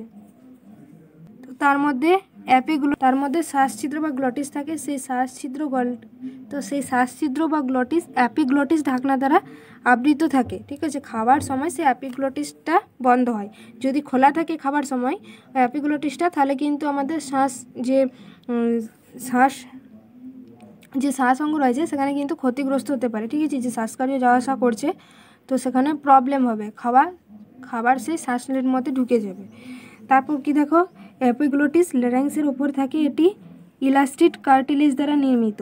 ল্যারিংস, এই যে এপিগ্লোটিস যে ঢাকনাটি, সেটি ইলাস্টিক কার্টিলেজ দ্বারা নির্মিত, ঠিক আছে। ইলাস্টিক কার্টিলেজ দ্বারা নির্মিত। তারপর ডান ফুসফুস ও বাম ফুসফুস। তারপর দেখো ডান ফুসফুস বাম ফুসফুসের তুলনায় অনেক বড়, কারণ ডান ফুসফুসে 3টি খণ্ড আছে, বাম ফুসফুসে 2টি। ফুসফুসের অ্যালভিওলাই ও বায়ুথলিগুলিতে গ্যাসের বিনিময় ঘটে, ঠিক আছে। ল্যারিংস হলো ভয়েস বক্স বা স্বরযন্ত্র। এটিকে আমরা অ্যাডামস আপেল বলবো, ঠিক আছে, যেটা ছেলেদের ক্ষেত্রে আমরা দেখতে পারবো গলার মধ্যে, ঠিক আছে। আমরা দেখতে পাই, মেয়েদের ক্ষেত্রে সেটা কিন্তু দেখতে পাই না। অ্যাডামস আপেল যেটা ছেলেদের ক্ষেত্রে গলার মধ্যে, ঠিক আছে, দেখবে বাইরে একটা শক্ত হাড়ের মতো অংশ থাকে, সেটা হচ্ছে অ্যাডামস আপেল। সেটা কোথায়? ল্যারিংসের মধ্যে থাকে। ওই ল্যারিংস বা ভয়েস বক্সটাই হচ্ছে অ্যাডামস আপেল, ঠিক আছে। ওটা উঁচু, যেহেতু অংশটি উঁচু হয় তাই দেখতে পাই। তারপর দেখো শ্বাসরঞ্জক হচ্ছে হিমোগ্লোবিন। তো আমাদের যে হিমোগ্লোবিন রয়েছে, ঠিক আছে, লোহিত রক্তকণিকায় আরবিসিতে, তো সেখানে যে রঞ্জকটা সেটা হচ্ছে হিমোগ্লোবিন। তো সেটাই বলেছে শ্বাসরঞ্জক হচ্ছে হিমোগ্লোবিন। প্রশ্বাস কি? মানুষের শ্বাসপেশি। এবার দেখব প্রশ্বাস। মানুষের শ্বাসপেশি দুটি হলো ডায়াফ্রাম বা মধ্যচ্ছদা আর ইন্টারকস্টাল পেশি, ঠিক আছে। ইন্টারকস্টাল পেশি। যে শ্বাস স্নায়ু রয়েছে, শ্বাসকর্ষের নিচে স্নায়ুর নাম হচ্ছে ফ্রেনিক স্নায়ু আর ভ্যাগাস স্নায়ু। আর পেশির নাম কি বললাম? শ্বাসপেশির নাম হচ্ছে ডায়াফ্রাম বা মধ্যচ্ছদা আর ইন্টারকস্টাল পেশি। তো এই যে দেখো ফুসফুসের গঠনটা খাতায় একটু ছোট্ট করে এঁকে নিয়েছি, ঠিক আছে। এটা হচ্ছে শ্বাসনালী বা ট্রাকিয়া, যেটা মেন শ্বাস প্রশ্বাস যে যাওয়া আসা করছে। এই শ্বাসনালী দুটি ভাগে বিভক্ত হয়ে কী হচ্ছে? ব্রঙ্কাস বা যেটাকে বলছি আমরা ব্রঙ্কাই, বা এটাকে আমরা বলছি ক্লোম শাখা, ঠিক আছে। এই যে দুটি ভাগে বিভক্ত হচ্ছে, বাম ব্রঙ্কাস আর ডান ব্রঙ্কাস, ঠিক আছে। বাম ব্রঙ্কাস আর ডান ব্রঙ্কাস। তারপর এই ব্রঙ্কাসগুলোই, ঠিক আছে, বা ক্লোম শাখাগুলোই আবার বিভক্ত হয়ে কী নাম হচ্ছে? এদের নাম হচ্ছে ব্রঙ্কিউল বা উপক্লোম শাখা। ব্রঙ্কাসকে ক্লোম শাখা বলছি আর ব্রঙ্কিউলগুলোকে উপক্লোম শাখা বলছি, ঠিক আছে। এই উপক্লোম শাখার মধ্যে কিছু কিছু থলি রয়েছে, যেটা 30 থেকে 80 কোটি থাকে, দুটো ফুসফুস মিলিয়ে ছোট্ট ছোট্ট ক্ষুদ্র ক্ষুদ্র থলি রয়েছে, যেগুলো শ্বাস প্রশ্বাস আদান প্রদান হচ্ছে, মানে শ্বাস বিনিময় হচ্ছে, ঠিক আছে। সেইগুলো হচ্ছে বায়ুথলি বা অ্যালভিউলাই। এই যে ছোট্ট ছোট যে থলিগুলো রয়েছে। তো ফুসফুসের আবরণী প্লুরা, ঠিক আছে। এর দুটি স্তর, একটা হচ্ছে প্যারাইটাল যেটা বাইরের, আর ভিতরেটা হচ্ছে ভিসেরাল আবরণী। তো এই ছিল অঙ্গ স্তরের শ্বসন, ঠিক আছে। এবার দেখবো আমরা কোষীয় স্তরের শ্বসন। তো এই যে এবার কোষীয় শ্বসন, ঠিক আছে। তো কি বলেছে দেখো, সজীব কোষে দৈনন্দিন জীবনে ক্রিয়া পরিচালনার জন্য শক্তি প্রয়োজন হয়। এই শক্তি চাহিদা পূরণের জন্য কোষে গ্লুকোজের জারণ ঘটে, ফলে শক্তিপূর্ণ যৌগ এটিপি উৎপন্ন হয়। একে বলে কোষীয় শ্বসন। এই শক্তিদের জৈবনিক কাজে ব্যবহৃত হয়, ঠিক আছে। তখন দেখো একটা ছোট্ট করে পয়েন্টে দেওয়া আছে, কোষীয় শ্বসন একটি অপচিতি বিপাক। আমরা জানি যে কোষীয় শ্বসন একটা কিন্তু অপচিতি বিপাক। সালোক সংশ্লেষ দেখলাম আমরা উপচিতি, আর শ্বসন কিন্তু একটা অপচিতি, ঠিক আছে। মানে শুষ্ক ওজন হ্রাস পাচ্ছে, আর সালোক সংশ্লেষে শুষ্ক ওজন বৃদ্ধি পাচ্ছে। কি বলেছে, শ্বসনে জটিলতর যৌগ গ্লুকোজের জারণে সরলতম যৌগ CO2H2O উৎপন্ন হয়। এর ফলে জীবদের শুষ্ক ওজন হ্রাস পায়। মানে আমরা সালোক সংশ্লেষে কি দেখলাম, সালোক সংশ্লেষে উদ্ভিদরা কি করছে, তাদের শ্বাসকার্যের মাধ্যমে পরিবেশ থেকে CO2 গ্রহণ করছে এবং সূর্যালোক গ্রহণ করছে আর জল, এবং তার বিনিময়ে ত্যাগ করছে পরিবেশে কি, অক্সিজেন। ঠিক আছে, অক্সিজেন ত্যাগ করছে, সাথে জল, এবং কি করছে, গ্লুকোজ উৎপন্ন করছে। একই রকমভাবে তার অপোজিট এটা। ঠিক আছে, শ্বসন এটা, আর এটা সালোক সংশ্লেষের ক্ষেত্রে, সেটা উদ্ভিদের শ্বসন যে দেখলাম। ঠিক আছে, সালোক সংশ্লেষ বলতে উদ্ভিদের শ্বসনও বলতে পারো। ঠিক আছে, সেটা উদ্ভিদের ক্ষেত্রে, আর প্রাণীদের ক্ষেত্রে তার উল্টো দেখব। সেটা কি, সেটা দেখব যে আমরা পরিবেশ থেকে অক্সিজেন নিচ্ছি, মানে যে উদ্ভিদরা যেটা উপজাত হিসেবে অক্সিজেনকে ত্যাগ করছে, সেটা আমরা অক্সিজেন হিসেবে গ্রহণ করছি।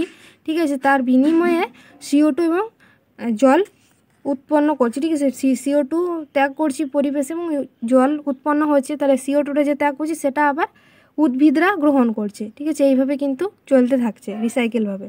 উদ্ভিদরা উপযোগী কেন, কারণ সালোক সংশ্লেষ উপযোগী কেন, কারণ সেখানে দেখো খাদ্য তৈরি হচ্ছে। ঠিক আছে, বিভিন্ন সূর্যালোক, কার্বন ডাইঅক্সাইড, তারপর যে জল, সেটা গ্রহণ করে কি হচ্ছে, খাদ্য তৈরি করছে, সালোক সংশ্লেষ করছে, গ্লুকোজ তৈরি করছে, তাহলে সেটা তো উপচিতি হবে। আর আমাদের শ্বসনটা অপচিতি কেন, কারণ সেটা আমরা বেশিরভাগটা কী হচ্ছে, কার্বন ডাইঅক্সাইডের মধ্যে ত্যাগ করছি, মানে হ্রাস করছি শুষ্ক ওজন। ঠিক আছে, তাই অপোজিট, মানে জটিলতর যৌগ গ্লুকোজের জারণে সরলতম যৌগে পরিণত করছি। ঠিক আছে, মানে গ্লুকোজ যেটা উৎপন্ন হচ্ছে উদ্ভিদ, ঠিক আছে, সেটা উপচিতি। আর যে গ্লুকোজটা ভেঙে আমরা শ্বসনের কাজে লাগাচ্ছি, হ্রাস করছি। ঠিক আছে, সরলতম গ্লুকোজে পরিণত করছি, গ্লুকোজটাই সরলতম হচ্ছে, তখন কার্বন ডাইঅক্সাইডটা জলীয় বাষ্পে পরিণত করছে জলে, সেটা হ্রাস পাচ্ছে শুষ্ক ওজন, তাই অপোজিটি। ঠিক আছে, শুষ্ক ওজন হয়। তো দেখো এখানে কোষীয় শ্বসনের সংজ্ঞা দেওয়া আছে, যে জৈবনিক প্রক্রিয়ায় জীবকোষের অভ্যন্তরে অক্সিজেন দ্বারা বা অক্সিজেন ছাড়া খাদ্য পূর্ণ বা আংশিক জারণ ঘটে এবং খাদ্যস্থ স্থৈতিক শক্তি জৈবনিক কাজে ব্যবহারযোগ্য ATP ও তাপশক্তি রূপে মুক্ত হয়, তাকে আমরা কোষীয় শ্বসন বলবো। ঠিক আছে, তো খাদ্যস্থ স্থৈতিক শক্তি জৈবনিক কাজে, শারীরবৃত্তিক কাজে কি হচ্ছে, তাপ শক্তি বা গতিশক্তিতে রূপান্তরিত হচ্ছে। সালোক সংশ্লেষে দেখেছি তাপ শক্তি বা আলোক শক্তি রাসায়নিক শক্তি বা স্থৈতিক শক্তিতে রূপান্তরিত হচ্ছে। আর কোষীয় শ্বসনের ক্ষেত্রে কি দেখব, কোষীয় শ্বসনের ক্ষেত্রে দেখব যে খাদ্যস্থ বা স্থৈতিক শক্তি, ঠিক আছে, সেটা কি হচ্ছে, সেটা তাপ শক্তি বা গতিশক্তিতে রূপান্তরিত হচ্ছে। বলতে পারি আমরা স্থৈতিক শক্তি গতিশক্তিতে রূপান্তরিত হচ্ছে কোষীয় শ্বসনে। আর সালোক সংশ্লেষে তাপ শক্তি থেকে রাসায়নিক শক্তিতে রূপান্তরিত হয়। ঠিক আছে, তো দেখো এখানে কী বলেছে, কোষীয় শ্বসনের ধারণা। তো শ্বসনের স্থিতি প্রতিটি জীবের সজীব কোষে শ্বসন ঘটে। ঠিক আছে, কোষে, যেহেতু কোষীয় শ্বসন, প্রতিটি জীবেরই সজীব কোষে শ্বসন ঘটে। ঠিক আছে, তারপরে দেখো শ্বসন বস্তু, যেমন শ্বসনে যেসব খাদ্য উপাদান জারিত হয়ে শক্তি উৎপন্ন হয় তাদের শ্বসন বস্তু বলবো। শ্বসন বস্তু 3 প্রকার, একটা হচ্ছে শর্করা বা কার্বোহাইড্রেট, তারপর প্রোটিন আর ফ্যাট, এই 3টি হচ্ছে শ্বসন বস্তু। বেশিরভাগটা হচ্ছে শর্করা বা কার্বোহাইড্রেট, বেশিরভাগটাই হচ্ছে কাজে লাগে। ঠিক আছে, শ্বসনে শর্করা বা কার্বোহাইড্রেট মাস্ট, অত্যন্ত প্রয়োজনীয়, এটা বেশি প্রয়োজন। তারপর প্রোটিন আর ফ্যাট আছে। তারপর কোষীয় শ্বসনে অক্সিজেনের উৎস কি, তো অক্সিজেন আমরা যে বিভিন্ন ধরনের যে দেখলাম স্থলজ, জলজ, ঠিক আছে, পতঙ্গ, তারা শ্বাসঙ্গের মাধ্যমে বাইরে থেকে যে অক্সিজেন গ্রহণ করছে, তার বিভিন্ন যে কোষের মাধ্যমে অঙ্গস্তরে যাচ্ছে। ঠিক আছে, সেই কোষেই ব্যাপন পদ্ধতিতে ঘটছে। ঠিক আছে, এবং শক্তি উৎপন্ন করছে, সেটাই আর কি। তো কোষীয় শ্বসনও ব্যাপন মাধ্যমেই ঘটছে। ঠিক আছে, তারপর দেখো এখানে অঙ্গস্তরের শ্বসন আর কোষীয় স্তরের শ্বসনের পার্থক্য দেওয়া আছে, যেটা ইম্পর্টেন্ট মাস্ট, সেটা এই দুটো কিন্তু। ঠিক আছে, প্রকৃতি কি, অঙ্গস্তরের শ্বসন যান্ত্রিক প্রক্রিয়া 2টি পর্যায়ে ঘটে, আর কোষীয় স্তরের শ্বসন জৈব রাসায়নিক প্রক্রিয়া, যেটা 3টি পর্যায়ে ঘটছে। ঠিক আছে, তো অঙ্গস্তরের শ্বসন 2টি পর্যায়ে, যেমন নিঃশ্বাস আর প্রশ্বাস। ঠিক আছে, 2টি পর্যায়ে। আর যে কোষীয় শ্বসন সেটা কিন্তু 3টি পর্যায়ে ঘটে, যেমন গ্লাইকোলাইসিস, সেটা কোষের সাইটোপ্লাজমে, ক্রেবস চক্র, মাইটোকন্ড্রিয়া ধাত্রর প্রান্তীয় শ্বসন, মাইটোকন্ড্রিয়ার অন্তঃপর্দা। ঠিক আছে, এগুলো আমরা পরে জানছি। ঠিক আছে, এটাতেই আছে, কোষীয় শ্বসনে আছে। তো কোষীয় শ্বসন 3টি পর্যায়ে ঘটে, একটা গ্লাইকোলাইসিস, ক্রেবস চক্র, প্রান্তীয় শ্বসন। কোষীয় শ্বসন হচ্ছে জৈব রাসায়নিক প্রক্রিয়া, এটা কিন্তু ইম্পর্ট্যান্ট, জৈব রাসায়নিক প্রক্রিয়া। আর অঙ্গস্তর শ্বসন যান্ত্রিক প্রক্রিয়া। ঠিক আছে, তারপর শ্বসন আর দহনের পার্থক্য আছে, এটা অবশ্যই তোমরা দেখে নেবে একটু বাড়িতে। তারপর দেখো কী বলেছে, শক্তি উৎপন্ন হয় না, কোষীয় স্তরে শক্তি উৎপন্ন হয়, এটা বহিঃকোষী প্রক্রিয়া, এটা হচ্ছে আন্তঃকোষীয় প্রক্রিয়া, জারণ ঘটে না, উৎসেচক ভূমিকা নেই, জারণ ঘটে উৎসেচকের গুরুত্বপূর্ণ ভূমিকা আছে, জারণও ঘটে উৎসেচকের গুরুত্বপূর্ণ আছে, এটা জারণ ঘটে না, কোনো উৎসেচকের ভূমিকা নেই, ঠিক আছে, জারণও ঘটে না, উৎসেচকেরও ভূমিকা নেই। তারপর যখন এখানে শ্বসন আর দহনের পার্থক্য আছে, ঠিক আছে, এটা তোমরা বইতে একটু দেখে নেবে ভালোভাবে। শ্বসন আর দহন, শ্বসন হচ্ছে জৈব রাসায়নিক পদ্ধতি আর দহন হচ্ছে অজৈব, ঠিক আছে। তারপর অক্সিজেন ছাড়াও শ্বসন সম্ভব, আর দহন কি, অক্সিজেন ছাড়া দহন সম্ভব নয়, ঠিক আছে। শ্বসন কি, মুক্ত শক্তি এটিপি অণুতে আবদ্ধ থাকে, মুক্ত শক্তি পরিবেশে ছড়িয়ে পড়ে, ঠিক আছে, এটি প্রতিটি সজীব কোষে শ্বসন ঘটে। আর দহন কি, যে কোনো দাহ্য অজৈব জৈব অজৈব বস্তুর মধ্যে দহন ঘটে। তো এই ছিল পার্থক্য, ঠিক আছে। তো এটা একটু বাড়িতে দেখে নেবে শ্বসন আর দহনের পার্থক্য। এরপর দেখব কোষীয় শ্বসনের প্রকারভেদ, ঠিক আছে। তো শ্বসন 3 প্রকার, একটা হচ্ছে সবাত শ্বসন, 2 নম্বর হচ্ছে অবাত শ্বসন, 3 নম্বর হচ্ছে সন্ধান। তো সবাত শ্বসন কাকে বলবো, এই যে সবাত শ্বসনের সংজ্ঞা দেওয়া আছে, যে শ্বসন পদ্ধতিতে মুক্ত অক্সিজেনের উপস্থিতিতে জীবকোষে শ্বসন বস্তু সম্পূর্ণরূপে জারিত হয়ে কার্বন ডাইঅক্সাইড এবং জল উৎপন্ন করে ও খাদ্য আবদ্ধ শক্তি এটিপি যৌগ রূপে অথবা তাপ শক্তি হিসেবে সম্পূর্ণ মুক্ত হয়, তাকে সবাত শ্বসন বলবো, ঠিক আছে। সবাত শ্বসনও 3টি পর্যায়ে ঘটে, গ্লাইকোলাইসিস, ক্রেবস চক্র, প্রান্তীয় শ্বসন।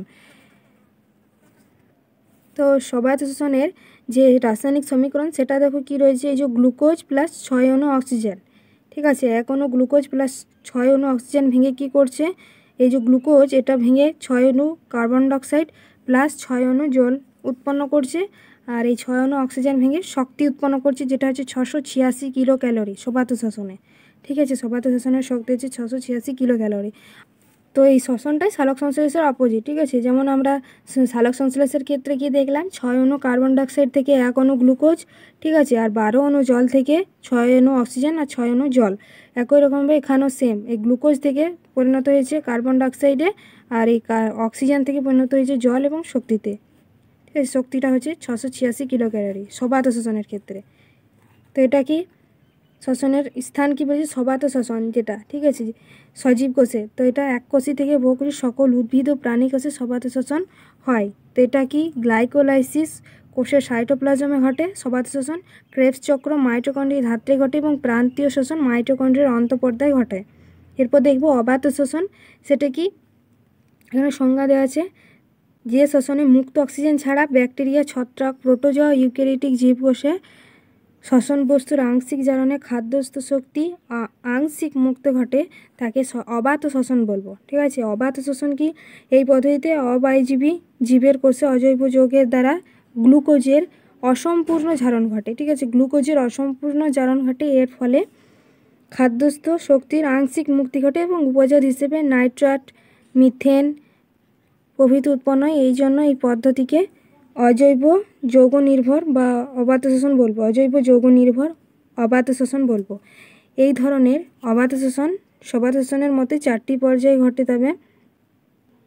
তবে এই ক্ষেত্রে প্রান্তীয় শ্বসন সংক্ষিপ্ত হয় বলে উৎপন্ন এটিপির পরিমাণও কম, ঠিক আছে। দেখো এখানে অবাত শ্বসনের রাসায়নিক সমীকরণ দেওয়া আছে, এই যে গ্লুকোজ এবং এই যে গ্লুকোজ, যেটা গ্লুকোজের সংকেত C6H12O6, ঠিক আছে, গ্লুকোজ রয়েছে 1 অণু প্লাস 12 অণু NO3 নাইট্রেট যেটা, ঠিক আছে, এবং উৎসেচক মিলে তৈরি হচ্ছে কি 6 অণু কার্বন ডাইঅক্সাইড, যেটা গ্লুকোজ রয়েছে প্লাস 6 অণু জল প্লাস 12 অণু নাইট্রাইট, তো প্লাস শক্তি। তো এটা 50 কিলো ক্যালোরি। আমরা সবাত শ্বসনে দেখলাম 686 কিলো ক্যালোরি, ঠিক আছে, আর এখানে অবাত শ্বসনের ক্ষেত্রে 50 কিলো ক্যালোরি শক্তি উৎপন্ন হয়, ঠিক আছে। এখানে মুক্ত অক্সিজেন ছাড়া বিভিন্ন ব্যাকটেরিয়া, ছত্রাক, প্রোটোজোয়া, এগুলো নিম্ন শ্রেণী উদ্ভিদে মুক্ত অক্সিজেন ছাড়া, আর সবাত শ্বসনে মুক্ত অক্সিজেন দরকার, মুক্ত অক্সিজেন যেটা খোলা অক্সিজেন সেটা উপস্থিতিতেই, ঠিক আছে, সজীব কোষে বেশিরভাগ দেখতে পাবো যে উচ্চ শ্রেণীর জীব রয়েছে তাদের। তো অবাত শ্বসন জৈব নির্ভর, ঠিক আছে, অবাত শ্বসন অজৈব যৌগ নির্ভর। তো নাইট্রেট অবাত শ্বসন, ঠিক আছে। তারপর প্যারাককাস ডিনাইট্রিফিকান্স নামক ব্যাকটেরিয়া কোষে পদ্ধতি ঘটে। তারপর দেখো অবাত শ্বসনের স্থান, যেমন ব্যাকটেরিয়ার কোষে এই ধরনের অবাত শ্বসন ঘটে, যেমন প্যারাককাস ডিনাইট্রিফিকান্স, ঠিক আছে। তারপর মিথোব্যাকটেরিয়াম, অটোট্রোফিকাম, ব্যাসিলাস লাইকেনিফর্মিস, ঠিক আছে, ওই সকল ব্যাকটেরিয়া কোষের সাইটোপ্লাজমে গ্লাইকোলাইসিস ঘটে ও প্রান্তীয় শ্বসন প্লাজমা পর্দার আন্তর্গাতে সংগঠিত হয়, ঠিক আছে। ওই সকল ব্যাকটেরিয়ার কোষের সাইটোপ্লাজমে গ্লাইকোলাইসিস ঘটবে আর প্রান্তীয় শোষণ ঘটবে প্লাজমা পর্দার অন্তর্গাত্রে, ঠিক আছে, অন্তর্গাত্রে। তো এখানে সবাত শোষণ আর অবাত শোষণের পার্থক্য দেওয়া আছে, এই যে পড়লাম সবাত শোষণ, ঠিক আছে, সবাত শোষণ আর অবাত শোষণ, ঠিক আছে। তো দেখো কি বলেছে, যেমন ব্যবহৃত অক্সিজেনের প্রকৃতি মুক্ত অক্সিজেন ব্যবহৃত হয়, সবাত শোষণের ক্ষেত্রে মুক্ত পিওর যে অক্সিজেন সেটা ব্যবহৃত হয়, আর অবাত শোষণে রাসায়নিকভাবে আবদ্ধ অক্সিজেনকে ব্যবহৃত করে। তারপর সম্পূর্ণ জারণ ঘটে সবাত শোষণে, অবাত শোষণের ক্ষেত্রে অসম্পূর্ণ জারণ ঘটে।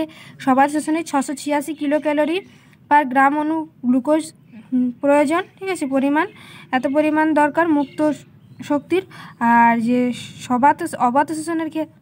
অবাত শোষণের ক্ষেত্রে প্রায় 50 কিলো ক্যালোরি গ্রাম অনু গ্লুকোজ, এটা মুক্ত শক্তি, এত পরিমাণ মুক্ত শক্তি, ঠিক আছে, অবাত শোষণে। তারপর দেখো উৎপন্ন অন্তিম বস্তু হচ্ছে CO2 ও H2 কার্বন ডাইঅক্সাইড এবং জল, আর উৎপন্ন হচ্ছে কার্বন ডাইঅক্সাইড এবং তার সাথে অজৈব অক্সাইড। তারপর ঘটনাস্থল সাইটোপ্লাজম এবং মাইটোকন্ড্রিয়ায় ঘটে, আর অবাত শোষণ ঘটে সাইটোপ্লাজম এবং প্লাজমা পর্দায় ঘটে। সংশ্লিষ্ট কোষ যেমন সমস্ত ইউক্যারিওটিক কোষে ঘটে, আর অবাত শোষণ প্রোক্যারিওটিক কোষ, মানে যেগুলো একদম নিম্ন শ্রেণীর জীব আছে সেই ক্ষেত্রে। এরপর দেখব সন্ধান, ঠিক আছে, এটা হচ্ছে 3 নম্বর। প্রথমে দেখলাম সবাত শোষণ, তারপর অবাত শোষণ, তারপর দেখব সন্ধান। এই 3টে প্রকার শোষণ, ঠিক আছে, শোষণগুলি 3 প্রকার হয়। তো সন্ধানে কি বলেছে দেখো সংজ্ঞাটা, যে শোষণ পদ্ধতিতে জীবকোষে অক্সিজেন ছাড়াই শোষণ বস্তু আংশিক জারণে বিভিন্ন প্রকার জৈব উৎপন্ন হয় ও খাদ্যস্থ শক্তির আংশিক মুক্তি ঘটে তাকে আমরা সন্ধান বলবো। সন্ধান পদ্ধতির অর্থনৈতিক গুরুত্ব প্রচুর। এই যে সন্ধান পদ্ধতি রয়েছে, ঠিক আছে, এই সন্ধান পদ্ধতির কিন্তু অর্থনৈতিক গুরুত্ব সেটা প্রচুর। কারণ দেখো এর দ্বারা পাউরুটি, দই, ভিনিগার, মদ, চিজ উৎপন্ন করা হয়। সন্ধানের প্রকারভেদ কি? জীবকোষে সন্ধান প্রক্রিয়া উৎপন্ন জৈব যৌগের বিভিন্নতা অনুসারে এই পদ্ধতি নানা প্রকারের হয়। তবে জীবকোষের প্রধান দুটি সন্ধান পদ্ধতি হচ্ছে ইথানল সন্ধান বা কোহল সন্ধান, ঠিক আছে। তো ইথানল সন্ধান বা কোহল সন্ধান কি? এই যে সন্ধান পদ্ধতিতে ইস্ট জাতীয় ছত্রাকের কোষে জাইমেজ নামক উৎসেচক নিয়ন্ত্রিত গ্লুকোজ অসম্পূর্ণ জারণে ইথাইল অ্যালকোহল ও CO2 উৎপন্ন হয়, তাকে আমরা কি বলবো? ইথানল সন্ধান বা কোহল সন্ধান, ঠিক আছে। এখানে 2 অণু এটিপির প্রয়োজন, এখানে আমি লিখে দিয়েছি 2 অণু এটিপির প্রয়োজন। তো এখানে সংকেতটা দেওয়া আছে, দেখো সমীকরণটা, এখানে গ্লুকোজ লাগবে, ঠিক আছে, জাইমেজ উৎসেচক সেটার প্রয়োজন, গ্লুকোজ ভাঙবে প্লাস জাইমেজ উৎসেচক চাই। এর পরে কী পাবো আমরা বিক্রিয়ায়? ইথাইল অ্যালকোহল প্লাস 2 অণু কার্বন ডাইঅক্সাইড প্লাস শক্তি কত? 25 কিলো ক্যালোরি, ঠিক আছে। কোহল সন্ধানে 25 কিলো ক্যালোরি শক্তি পাবো। তাহলে কি গ্লুকোজের সাথে যে উৎসেচকটি থাকবে সেটা হচ্ছে জাইমেজ, ইথানল বা কোহল সন্ধানে, ঠিক আছে। তার ফলে উৎপন্ন হবে কি? এই ইথাইল অ্যালকোহল প্লাস 2 অণু কার্বন ডাইঅক্সাইড প্লাস শক্তি, যেটা হচ্ছে 25 কিলো ক্যালোরি, ঠিক আছে, 25 কিলো ক্যালোরি। তারপর ল্যাকটিক অ্যাসিড সন্ধান, ঠিক আছে, সন্ধানের সন্ধানেরই দুটি ভাগ, ঠিক আছে। তো ইথানল সন্ধান বা কোহল সন্ধান দেখলাম। এবার দেখব ল্যাকটিক অ্যাসিড সন্ধান, যে সন্ধান পদ্ধতিতে সজীব কোষে ল্যাকটেট ডিহাইড্রোজিনেজ, ঠিক আছে, উৎসেচকের প্রভাবে অক্সিজেনের অনুপস্থিতিতে গ্লুকোজের আংশিক জারণে ল্যাকটিক অ্যাসিড উৎপন্ন হয়, তাকে ল্যাকটিক অ্যাসিড সন্ধান বলবো। এখানেও 2 অণু এটিপি প্রয়োজন। সমীকরণটা এই যে গ্লুকোজ লাগবে আর উৎসেচক যেটা সেটা হচ্ছে ল্যাকটেট ডিহাইড্রোজিনেজ, ঠিক আছে, ল্যাকটেট ডিহাইড্রোজিনেজ সেই উৎসেচকটা লাগছে।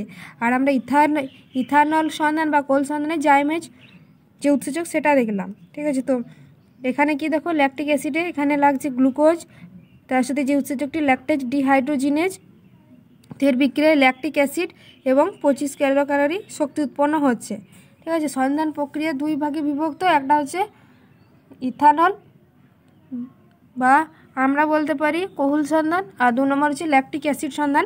এখানেও টোটাল 50 কিলো ক্যালোরি শক্তি উৎপন্ন হয়, ঠিক আছে। তো এখানে ইথানলে 25 কিলো ক্যালোরি এবং যে ল্যাকটিক অ্যাসিড সন্ধান সেখানে 25 কিলো ক্যালোরি। তো এই যে পাউরুটি উৎপাদনে কিন্তু ইথানল সন্ধান প্রয়োজন, আর দই উৎপাদনে ল্যাকটিক অ্যাসিড সন্ধান, ঠিক আছে। তো এখানে দেখো অবাত শোষণ আর সন্ধানের পার্থক্য দেওয়া আছে। সংগঠন স্থান কি? অবায়জীবী ব্যাকটেরিয়া, যেমন কি বললাম প্যারাককাস, ডিনাইট্রিফিকেন্স কোষ, আর সন্ধানের ক্ষেত্রে মানুষের পেশি কোষ, ইস্ট, ল্যাক্টোব্যাসিলাস এদের ক্ষেত্রে সংগঠন স্থান। ঠিক আছে, মানুষের যে পেশি কোষ আছে সেখানে কিন্তু ল্যাকটিক অ্যাসিড এক ধরনের অত্যন্ত পরিশ্রমের ফলে পেশিতে ল্যাকটিক অ্যাসিড হয়। ঠিক আছে, ল্যাকটিক অ্যাসিড তৈরি হয় পেশির মধ্যে, তো সেটাই বলছি স্থান। তারপরে ইস্টের মধ্যে ঘটে, তারপর ল্যাক্টোব্যাসিলাস এইগুলোর ক্ষেত্রে। তারপর অবাধ শ্বসনের ক্ষেত্রে ইলেকট্রন পরিবহন শৃঙ্খল ঘটে, সন্ধানের ক্ষেত্রে সেটা ঘটে না। উপজাত বস্তু যেমন জল, কার্বন ডাইঅক্সাইড আর অজৈব অক্সাইড, উপজাতগুলো যেখানে পাবি, ঠিক আছে, বিক্রিয়ার মাধ্যমে। আর এখানে কি পাবো, ইথানল বা ল্যাকটিক অ্যাসিড এবং CO2 কার্বন ডাইঅক্সাইড। ঠিক আছে, ইথানল বা কোহল সন্ধানে ইথানল, আর ল্যাকটিক অ্যাসিড সন্ধানে ল্যাকটিক অ্যাসিড প্লাস অক্সিজেন, এই দুটো পাবো, প্লাস দুটোতে কার্বন ডাইঅক্সাইডটা পাবো। ঠিক আছে, প্লাস কার্বন ডাইঅক্সাইডও সন্ধান প্রক্রিয়া আমরা উপজাত হিসেবে পাবো। এখানে একটা ইম্পর্ট্যান্ট যেটা হচ্ছে এটিপির মধ্যে প্রচুর শক্তি, যেমন 7.6 কিলো ক্যালোরি পার অণু এটিপি সঞ্চিত থাকে, যা বিভিন্ন জৈবনিক কাজে শক্তি সরবরাহ করে। এই জন্য এটিপিকে এনার্জি কারেন্সি বলবো। ঠিক আছে, এটিপিকে এনার্জি কারেন্সি বলা কেন, এটিপির মধ্যে প্রচুর পরিমাণে শক্তি থাকে।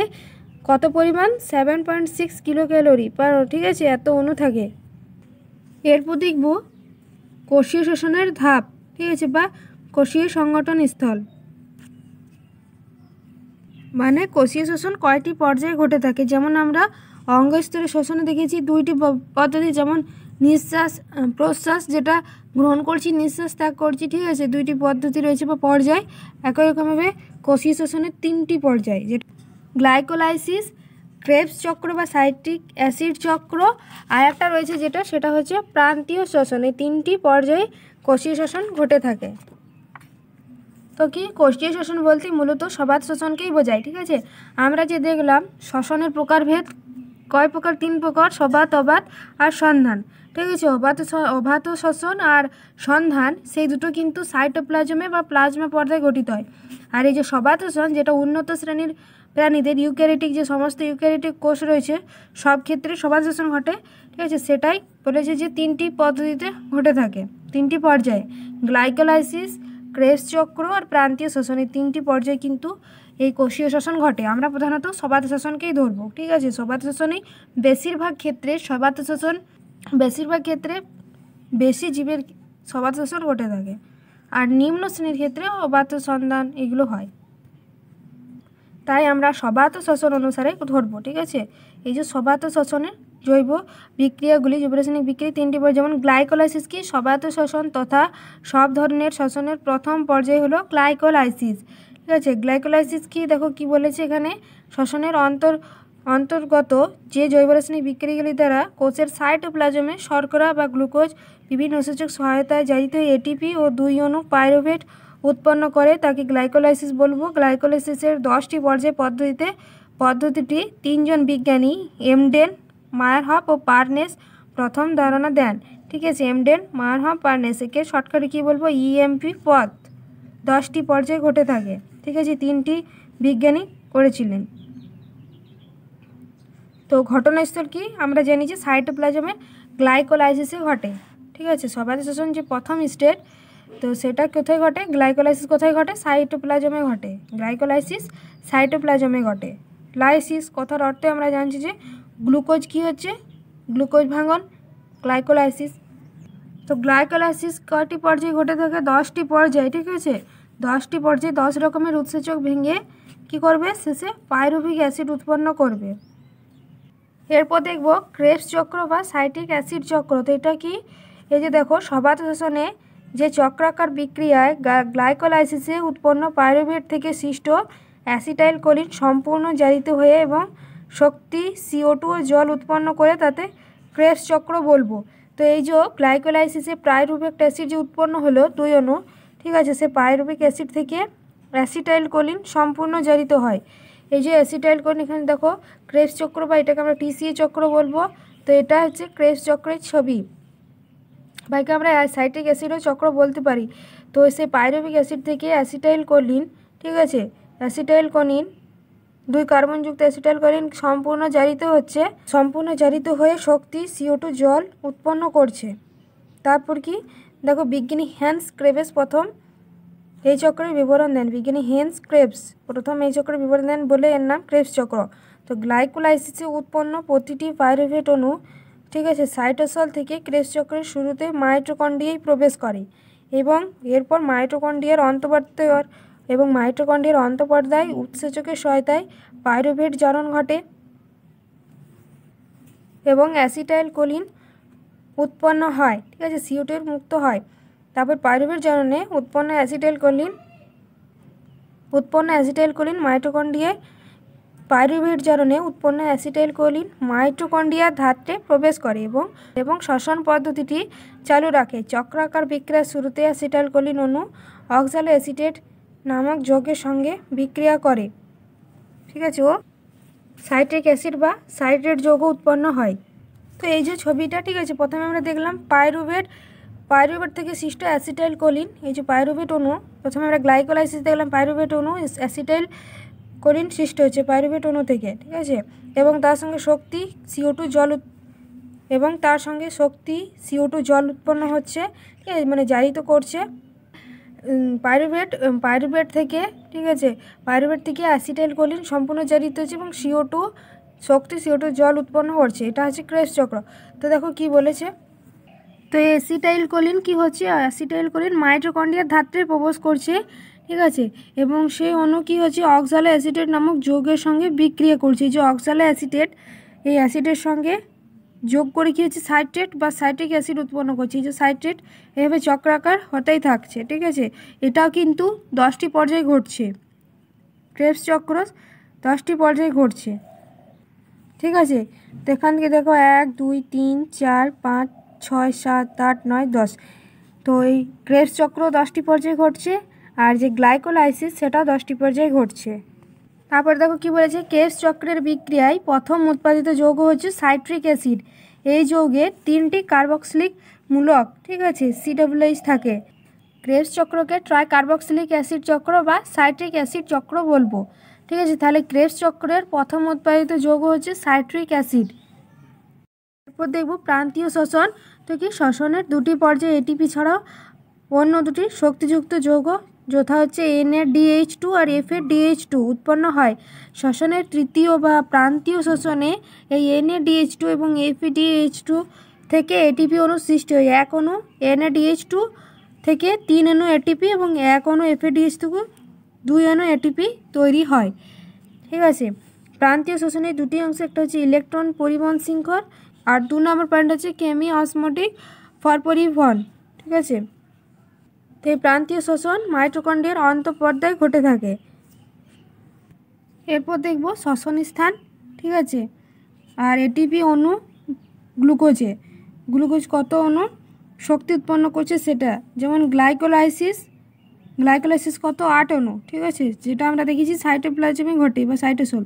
ক্রেবস চক্র 30 অণু, যেটা মাইটোকন্ড্রিয়ার ধাত্রে ঘটছে। প্রান্তীয় শ্বসন মাইটোকন্ড্রিয়ার অন্তঃপর্দায় ঘটছে, সেখানে কিন্তু কোনো ATP অণু প্রয়োজন হচ্ছে না।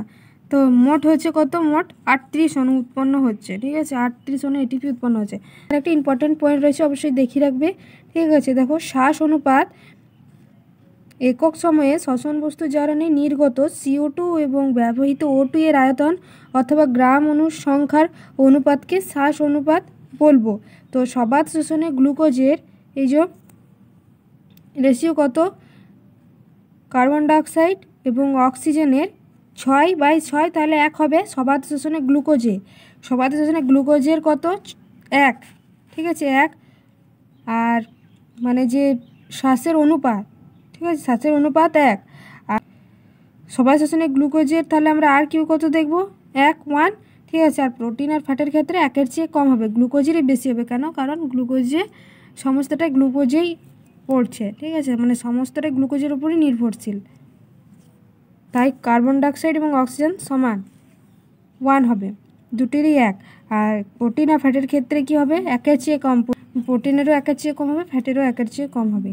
তারপর এখানে শ্বসনের বিভিন্ন তাৎপর্য দেওয়া আছে, ঠিক আছে, অবশ্যই তোমরা এটা দেখে রাখবে। যেমন কি শক্তির মুক্তি, মানে যে সবুজ উদ্ভিদ স্যালোসেন্সেলেস পদ্ধতিতে সৌরশক্তি খাদ্যের মধ্যে স্থিতিশক্তিতে সঞ্চিত হয়।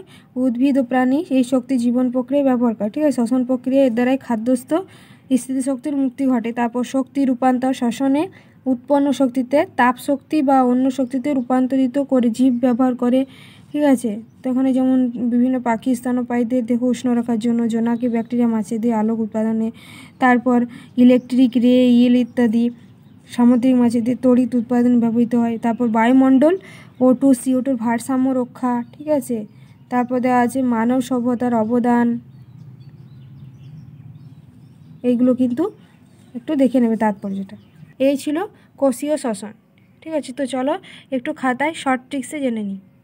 অঙ্গ স্তরের শ্বসন তো দেখলাম, এরপর কোষীয় স্তরের শ্বসন দেব, ঠিক আছে। তো খাদ্যস্থিত শক্তি অক্সিজেনের উপস্থিতিতে বা অনুপস্থিতিতে জারণের ফলে তাপ শক্তিতে রূপান্তরিত হয় ও শক্তির মুক্তি ঘটে এবং উপজাত বস্তু হিসেবে CO2 উৎপন্ন করে, ঠিক আছে। তো দেখো এখানে পয়েন্ট করেছি, এটি এক প্রকার অপচিতিমূলক বিপাক্রিয়া, ঠিক আছে। তাপমোচী বিক্রিয়া আর সালোক সংশ্লেষ কি তাপগ্রাহী, মানে তাপকে গ্রহণ করে, ঠিক আছে। জৈব রাসায়নিক পদ্ধতিতে রাসায়নিক শক্তিতে রূপান্তরিত করে। আর যে কোষীয় শ্বসন সেটা তাপমোচী বিক্রিয়া, ঠিক আছে, এখানে তাপ উৎপন্ন হয়, ঠিক আছে। তারপর দেখো এই শক্তি জৈব রাসায়নিক বিক্রিয়া, এটা তো আমরা জানি জৈব রাসায়নিক বিক্রিয়া। তারপর কি ধীরে ধীরে ধাপে ধাপে কি হচ্ছে, শক্তির মুক্তি ঘটে, তা আমরা জানি কোষের মধ্যে ঘটছে, ঠিক আছে। তো দেখো এখানে কি বলেছে, দেখো এনার্জি এবং CO2 উৎপন্ন হচ্ছে, মানে কি উৎপন্ন হচ্ছে শ্বসনে শক্তি প্লাস CO2। তো এর জন্য কি কি লাগছে, শর্করা, প্রোটিন, ফ্যাট। তো এখানে দেখো শ্বসন বস্তু যেমন কোষে যে জৈব যৌগ জারণের ফলে শক্তি উৎপন্ন হয় তাকে আমরা শ্বসন বস্তু বলবো। তো প্রকারভেদ দেখো আমরা জানি সবাত শ্বসন, অবাত শ্বসন আর সন্ধান, এই তিনটি প্রকার, শ্বসনের তিনটি প্রকার। প্রথমে আমরা সবাত শ্বসন দেখব, কি অ্যামিবা থেকে শুরু করে উন্নত বহুকোষী উদ্ভিদ প্রাণীর সব কোষে কিন্তু সবাত শ্বসন ঘটে থাকে। তো সবাত শ্বসনে দেখলাম তিনটি ধাপ, একটা হচ্ছে গ্লাইকোলাইসিস যেটা সাইটোপ্লাজমে ঘটে, ক্রেবস চক্র যেটা মাইটোকন্ড্রিয়া ধাত্রে ঘটছে, আর প্রান্তীয় শ্বসন যেটা মাইটোকন্ড্রিয়ার অন্তঃপর্দায়, ঠিক আছে। সবাত শ্বসন এই তিনটি পর্যায়ে ঘটে থাকে। তো সবাত শ্বসন তিনটি পর্যায়ে ঘটে, মানে বেশিরভাগ ক্ষেত্রে উন্নত জীবই আমাদের যে পৃথিবীতে বসবাস করছে উন্নত জীবেই বেশিরভাগ, ঠিক আছে। কম উন্নত জীব যেমন অবাত শ্বসন এবং সন্ধান প্রক্রিয়ায় ঘটছে শোষণ, ঠিক আছে। বেশিরভাগটাই উন্নত জীবের ক্ষেত্রে যেটা হচ্ছে সবাত শ্বসন ঘটছে। তো এই তিনটি পর্যায়ে ঘটে। তো প্রথম স্টেজ হচ্ছে গ্লাইকোলাইসিস, ঠিক আছে। প্রথম পর্যায়ে গ্লাইকোলাইসিস কি সকল প্রকার শ্বসনের সাধারণ পর্যায়। কেন? কারণ সবাত শ্বসন, অবাত শ্বসন, সন্ধান, ঠিক আছে, উন্নত সব জীবের ক্ষেত্রে সাইটোপ্লাজমে গ্লাইকোলাইসিস ঘটে থাকে, ঠিক আছে। তো স্থান কি কোষের সাইটোপ্লাজমে ঘটে। তো এখানে কিছু ধারণা দেওয়া আছে, যেমন 1 অণু গ্লুকোজ 6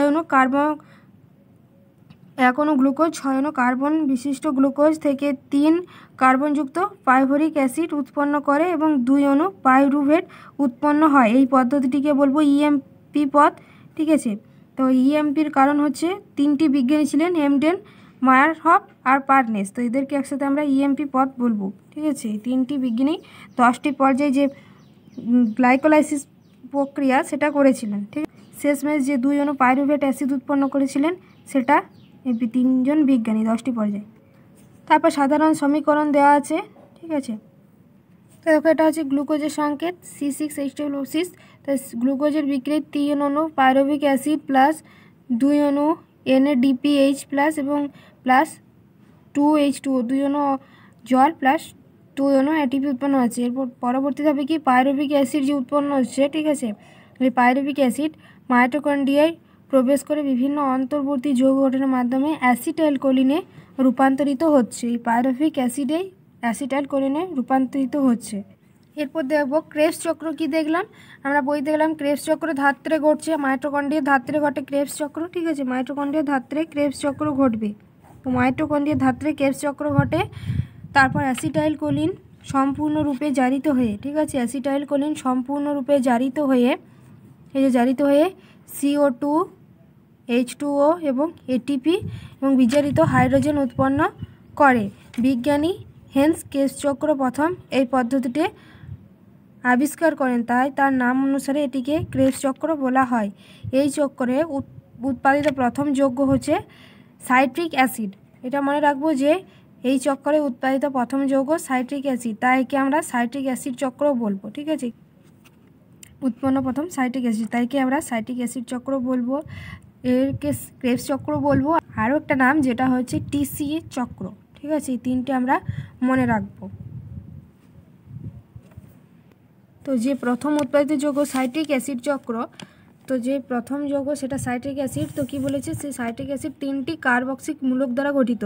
যে প্রথম উৎপাদিত যৌগ সাইট্রিক অ্যাসিড সেটি 3টি কার্বক্সিলিক মূলক দ্বারা গঠিত। ঠিক আছে, 3টি কার্বক্সিলিক মূলক দ্বারা গঠিত, তাই এই চক্রকে আমরা টিসিএ চক্র বলবো। এর ফুল ফর্ম হচ্ছে, বইতে দেখলাম, ট্রাই কার্বক্সিলিক অ্যাসিড। ঠিক আছে, ট্রাই কার্বক্সিলিক অ্যাসিড, এটাকে আমরা সাইট্রিক অ্যাসিডও চক্র বলতে পারি, ট্রাই কার্বক্সিলিক অ্যাসিড সাইকেল। ঠিক আছে, এই যে এখানে দেখো দেওয়া আছে ট্রাই কার্বক্সিলিক অ্যাসিড সাইকেল, চক্র মানে cycle, acid A T T A C. ঠিক আছে, এর আরেক নাম সাইট্রিক অ্যাসিড চক্র, যেহেতু প্রথম উৎপাদিত যৌগ হচ্ছে সাইট্রিক অ্যাসিড।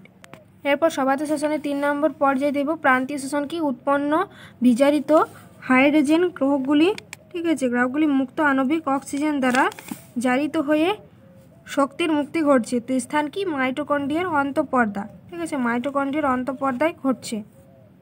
তো এইগুলিই ছিল সবাতে শোষণের পর্যায়। ঠিক আছে, গ্লাইকোলাইসিস, ক্রেবস চক্র আর প্রান্তীয় শ্বসন, এই 3টি পর্যায় সবাতে শোষণে ঘটে থাকে। আর আমরা জানি শ্বসন 3 প্রকার, সবাতে শোষণ, অবাতে শোষণ আর সন্ধান। ঠিক আছে, তো আমরা সবাতে শোষণ সম্পর্কে তো জেনে নিলাম এবং কি কি পর্যায়ে ঘটছে সেটাও জানলাম, 3টি পর্যায়। এরপর দেখব যে নিম্ন শ্রেণীর ঘটছে, নিম্ন শ্রেণীর যে সকল জীবে সেগুলো হচ্ছে অবাত শোষণ এবং সন্ধান। ঠিক আছে, এরপর দেখব অবাত শোষণ। তো এটা কি, অক্সিজেন ছাড়াই হয়। ঠিক আছে, অক্সিজেন ছাড়াই ঘটে থাকে অবাত শোষণ। তারপর কি, শ্বসন বস্তু অক্সিজেন যুক্ত যৌগ দ্বারা জারিত হয়। মুক্ত অক্সিজেন যেটা সবাতে শোষণ, এখানে অক্সিজেন যুক্ত। তারপর স্বল্প পরিমাণে শক্তি উৎপন্ন হয়, স্বল্প পরিমাণে আমরা জানি 50 কিলো ক্যালোরি, আর সবাতে শোষণের ক্ষেত্রে 686 কিলো ক্যালোরি সব থেকে বেশি, আর এখানে 50 কিলো ক্যালোরি। ঠিক আছে, 50 কিলো ক্যালোরি। তারপর কি, শ্বসন বস্তুর আংশিক জারণ ঘটে, আংশিক জারণ ঘটবে। তো অবাত শোষণ কোথায় ঘটে, দেখো স্থান রয়েছে মিথেন ব্যাকটেরিয়া, সালফার ব্যাকটেরিয়া, ঠিক আছে, অবায়জীবী ব্যাকটেরিয়া, তারপর ডিনাইট্রিং ব্যাকটেরিয়া, এইগুলোর ক্ষেত্রে ঘটে। মিথেন ব্যাকটেরিয়া, সালফার ব্যাকটেরিয়া, অবায়জীবী ব্যাকটেরিয়া, ডিনাইট্রিফাইং ব্যাকটেরিয়া, এগুলোর ক্ষেত্রে ঘটে থাকে। তো এর সমীকরণ কি, এই যে গ্লুকোজ প্লাস 12 অণু NO3, ঠিক আছে, নাইট্রেট, তারপর এর থেকে গঠিত হচ্ছে 6 অণু কার্বন ডাইঅক্সাইড প্লাস 6 অণু জল প্লাস 6 অণু NO2, ঠিক আছে, নাইট্রেট গঠিত হচ্ছে এবং 50 কিলো ক্যালোরি শক্তি। তো এখানে গ্লুকোজ 12 অণু নাইট্রেট, ঠিক আছে, তা থেকে বিক্রিয়া করে 6 অণু কার্বন ডাইঅক্সাইড, 6 অণু জল, 6 অণু নাইট্রেট প্লাস 50 কিলো ক্যালোরি শক্তি। এরপর দেখব সন্ধান। তো আমরা সন্ধান একটু আগেই দেখলাম যে 2 প্রকার হয়ে থাকে, এটা হচ্ছে কোহল সন্ধান আর একটা হচ্ছে ল্যাকটিক অ্যাসিড সন্ধান। ঠিক আছে, তো কোহল সন্ধান বা এটাকে আমরা ইথানল সন্ধানও বলবো। ঠিক আছে, ইথানল বা কোহল সন্ধান দুটোই বলবো। তো এই কোহল সন্ধান বা ইথানল সন্ধান যে ঘটনা সেটা কি না, ইস্ট নামক এককোষী ছত্রাকে হয়ে থাকে, জাইমেজ উৎসেচক ব্যবহৃত হয়। এই যে ইথানল বা কোহল সন্ধানে জাইমেজ উৎসেচক ব্যবহৃত হয়, ইস্ট নামক এককোষী ছত্রাকে হয়। তো এর যে সমীকরণ সেটা দেখো, তো এর যে সমীকরণ কি, গ্লুকোজ থেকে 2 অণু ইথানল প্লাস 2 অণু কার্বন ডাইঅক্সাইড এবং 50 কিলো ক্যালোরি শক্তি। ঠিক আছে, তো এখানে 50 কিলো ক্যালোরি করেছি, 25 কিলো ক্যালোরি করে হবে দুটাতেই। ঠিক আছে, এখানেও টোটাল 50 কিলো ক্যালোরি লাগে। আর যে উৎসেচকটি লাগছে এই বিক্রিয়ায় সেটা হচ্ছে জাইমেজ উৎসেচক। তো কোহল সন্ধান বা ইথানল সন্ধানের গুরুত্ব কি, যেমন বেকারি শিল্প, কেক, পাউরুটি, বিস্কুট, ঠিক আছে, কেক, পাউরুটি, বিস্কুট, তারপরে ইডলি, ধোসা, এই সকল তৈরিতে ব্যবহৃত করা হয়। এরপর দেখব ল্যাকটিক অ্যাসিড সন্ধান। ঠিক আছে, প্রথমে আমরা ইথানল বা কোহল সন্ধান দেখলাম, এরপর দেখব ল্যাকটিক অ্যাসিড সন্ধান। এটা কি হচ্ছে, গ্লুকোজ, আমরা সংখ্যা জানি C6H12O6, তো এটা জারিত হচ্ছে এবং এই যে জারিত বিক্রিয়া হচ্ছে এর জন্য একটা উৎসেচক লাগছে, সেটা হচ্ছে, যে উৎসেচকটি লাগছে সেটি হচ্ছে ল্যাকটেট ডিহাইড্রোজিনেজ। ঠিক আছে, ডিহাইড্রোজিনেজ, সেই উৎসেচকটি লাগছে। এই যে ল্যাকটিক অ্যাসিড সন্ধানে ল্যাকটেট ডিহাইড্রোজিনেজ লাগছে। তো এর বিক্রিয়া কি হচ্ছে, lactic acid plus 36 kilo calorie শক্তি, এখানে 36 কিলো ক্যালোরি, 25 কিলো ক্যালোরি বইতে আমরা দেখলাম। ঠিক আছে, এটাতে 25 কিলো ক্যালোরি, আর ইথানল সন্ধানে সেটা তো 25 কিলো ক্যালোরি। ঠিক আছে, তোমরা 25 করে লিখবে যেহেতু বইতে রয়েছে। তো ল্যাকটিক অ্যাসিডের কি এটির ফলে পেশির ক্লান্তি ঘটে। ঠিক আছে, তো এইগুলো যেমন দুধে পাওয়া যায়, ল্যাকটিক অ্যাসিড তৈরি করে। এই ল্যাকটিক অ্যাসিড দুধে পাওয়া যায়। ঠিক আছে, দুধ থেকে ল্যাকটিক অ্যাসিড তৈরি হয়। তারপর পেশি যে ক্লান্ত হয়েছে আমাদের, এই ক্লান্তের মধ্যে ল্যাকটিক অ্যাসিড জমা হতে থাকে। এরপর যে সন্ধান দেখলাম, ঠিক আছে, এই সন্ধান প্রক্রিয়ার তাৎপর্য কি? O2 এবং সিটের জন্য ভারসাম্য বজায় রাখে আর শক্তির উৎপাদন হয়। ঠিক আছে, তো এগুলো ছিল কোষীয় শ্বসন। ঠিক আছে, কোষীয় স্তরের শ্বসন। তো এই যে শ্বসন মানে অঙ্গ স্তরের শ্বসন এবং কোষীয় স্তরের শ্বসন সম্পর্কে আলোচনা করলাম। ঠিক আছে, তো এখান থেকে কিছু MCQ আলোচনা করব, দেখে নিই। ঠিক আছে, জলদি MCQগুলো একটু দেখে নিই।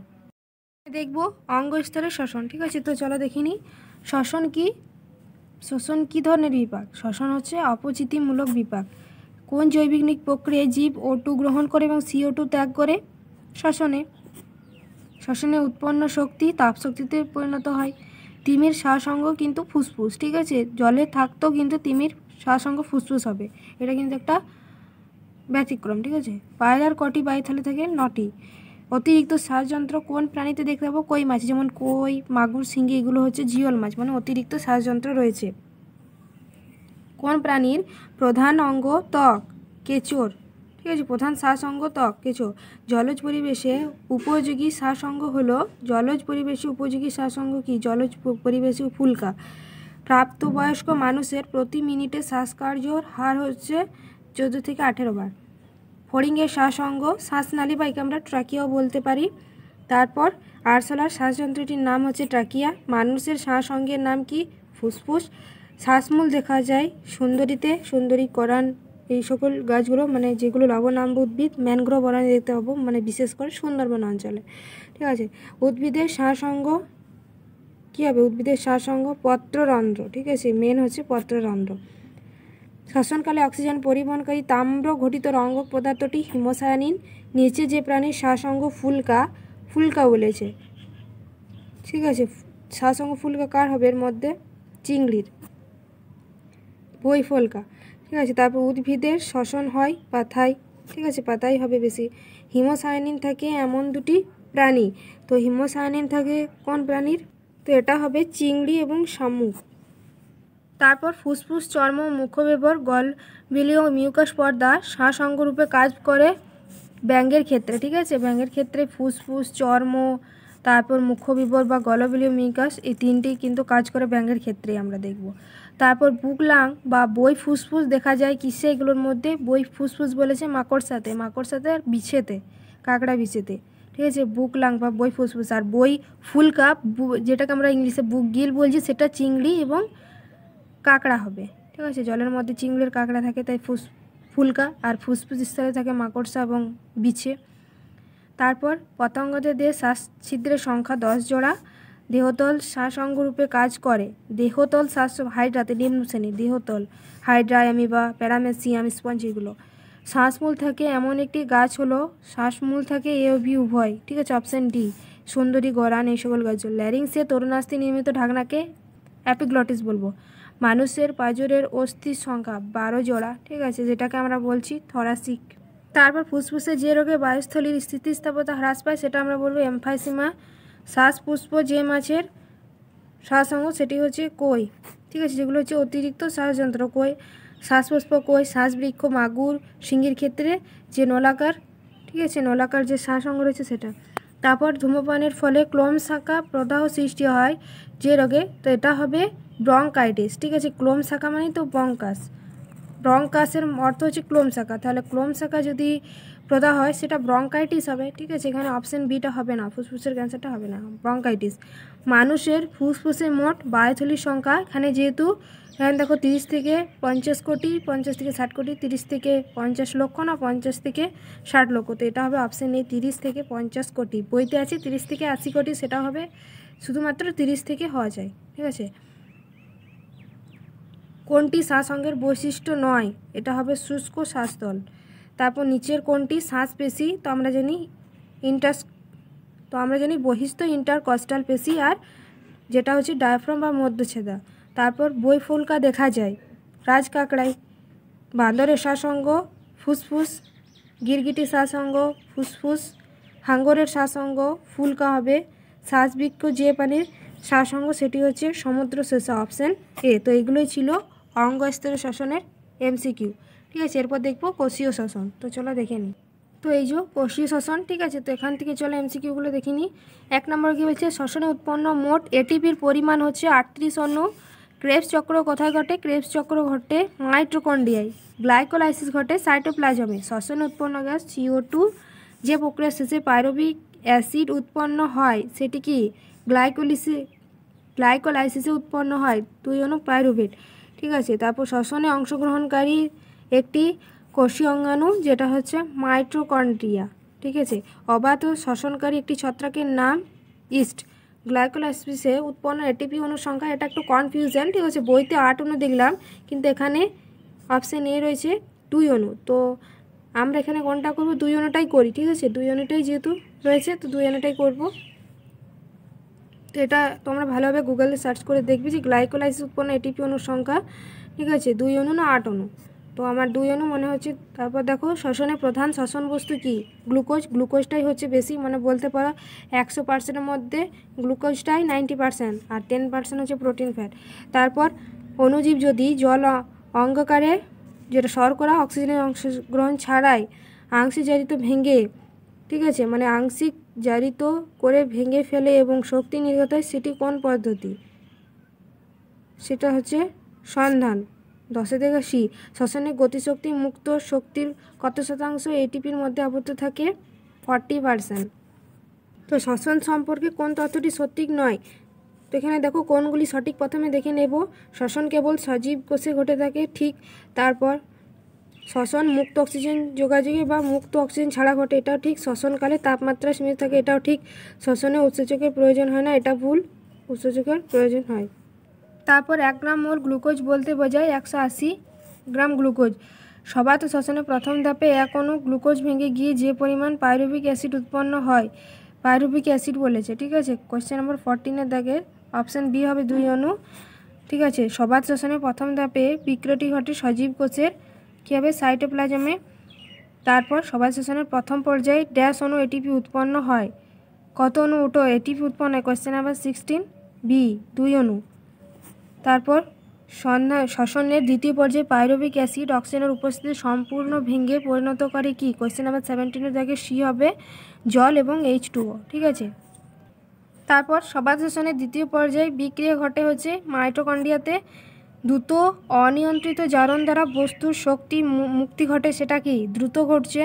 তাহলে কোশ্চেন নাম্বার 19-এর দাগের সি হবে দহন, দ্রুত ঘটছে। কোষে শক্তিকর বলা হবে মাইটোকন্ড্রিয়াকে। প্রান্তীয় শ্বসন সম্পন্ন হয় মাইটোকন্ড্রিয়ার অন্তঃপর্দায়। ঠিক আছে, 21-এর দাগের এ, এটা অপশান এ হবে। ঠিক আছে, অপশান এ মাইটোকন্ড্রিয়ার অন্তঃপর্দায়। ব্যাকটেরিয়া যে অঙ্গাণুতে শ্বসন ঘটে তা হচ্ছে, ব্যাকটেরিয়াতে বলেছে নিম্ন শ্রেণী, সেটা হবে মেসোজম। আর ব্যাকটেরিয়া ছাড়া যে সকল উন্নত সজীব কোষ রয়েছে সেগুলো মাইটোকন্ড্রিয়া। আর ব্যাকটেরিয়া মানে প্রোক্যারিওটিক কোষে শ্বসন ঘটে মেসোজমে। মেসোজম নামক যে অঙ্গাণু সেটা হচ্ছে শ্বসন অঙ্গ।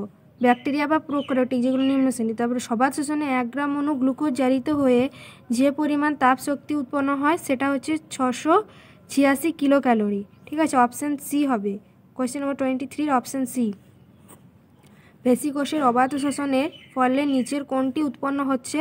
তো ল্যাকটিক অ্যাসিড 24-এর দাগের, ঠিক আছে, 24-এর দাগের বি। তারপর CO2 এবং ইথাইল অ্যালকোহল উৎপন্ন হয় যে প্রক্রিয়া তা হচ্ছে সন্ধান প্রক্রিয়ায়। ঠিক আছে, এই প্রক্রিয়াটার নাম কি? এটা হচ্ছে ইথানল সন্ধান, বা আমরা বলতে পারি কুফুল সন্ধান। সবাত শ্বসনে মুক্ত 686 কিলো ক্যালোরি পার গ্রাম শক্তি কত শতাংশ তাপ শক্তি মুক্ত হয়? 60%। ঠিক আছে, এটা হচ্ছে 60%। কোনটি শ্বসন বস্তু নয়? ভিটামিন। প্রান্তীয় শ্বসন পথ অনুপস্থিত। তো এইগুলো ছিল কোষীয় শ্বসন। ঠিক আছে, অবশ্যই দেখবে, তোমরা টেক্সট বইটা পড়বে, তারপর MCQ করবে।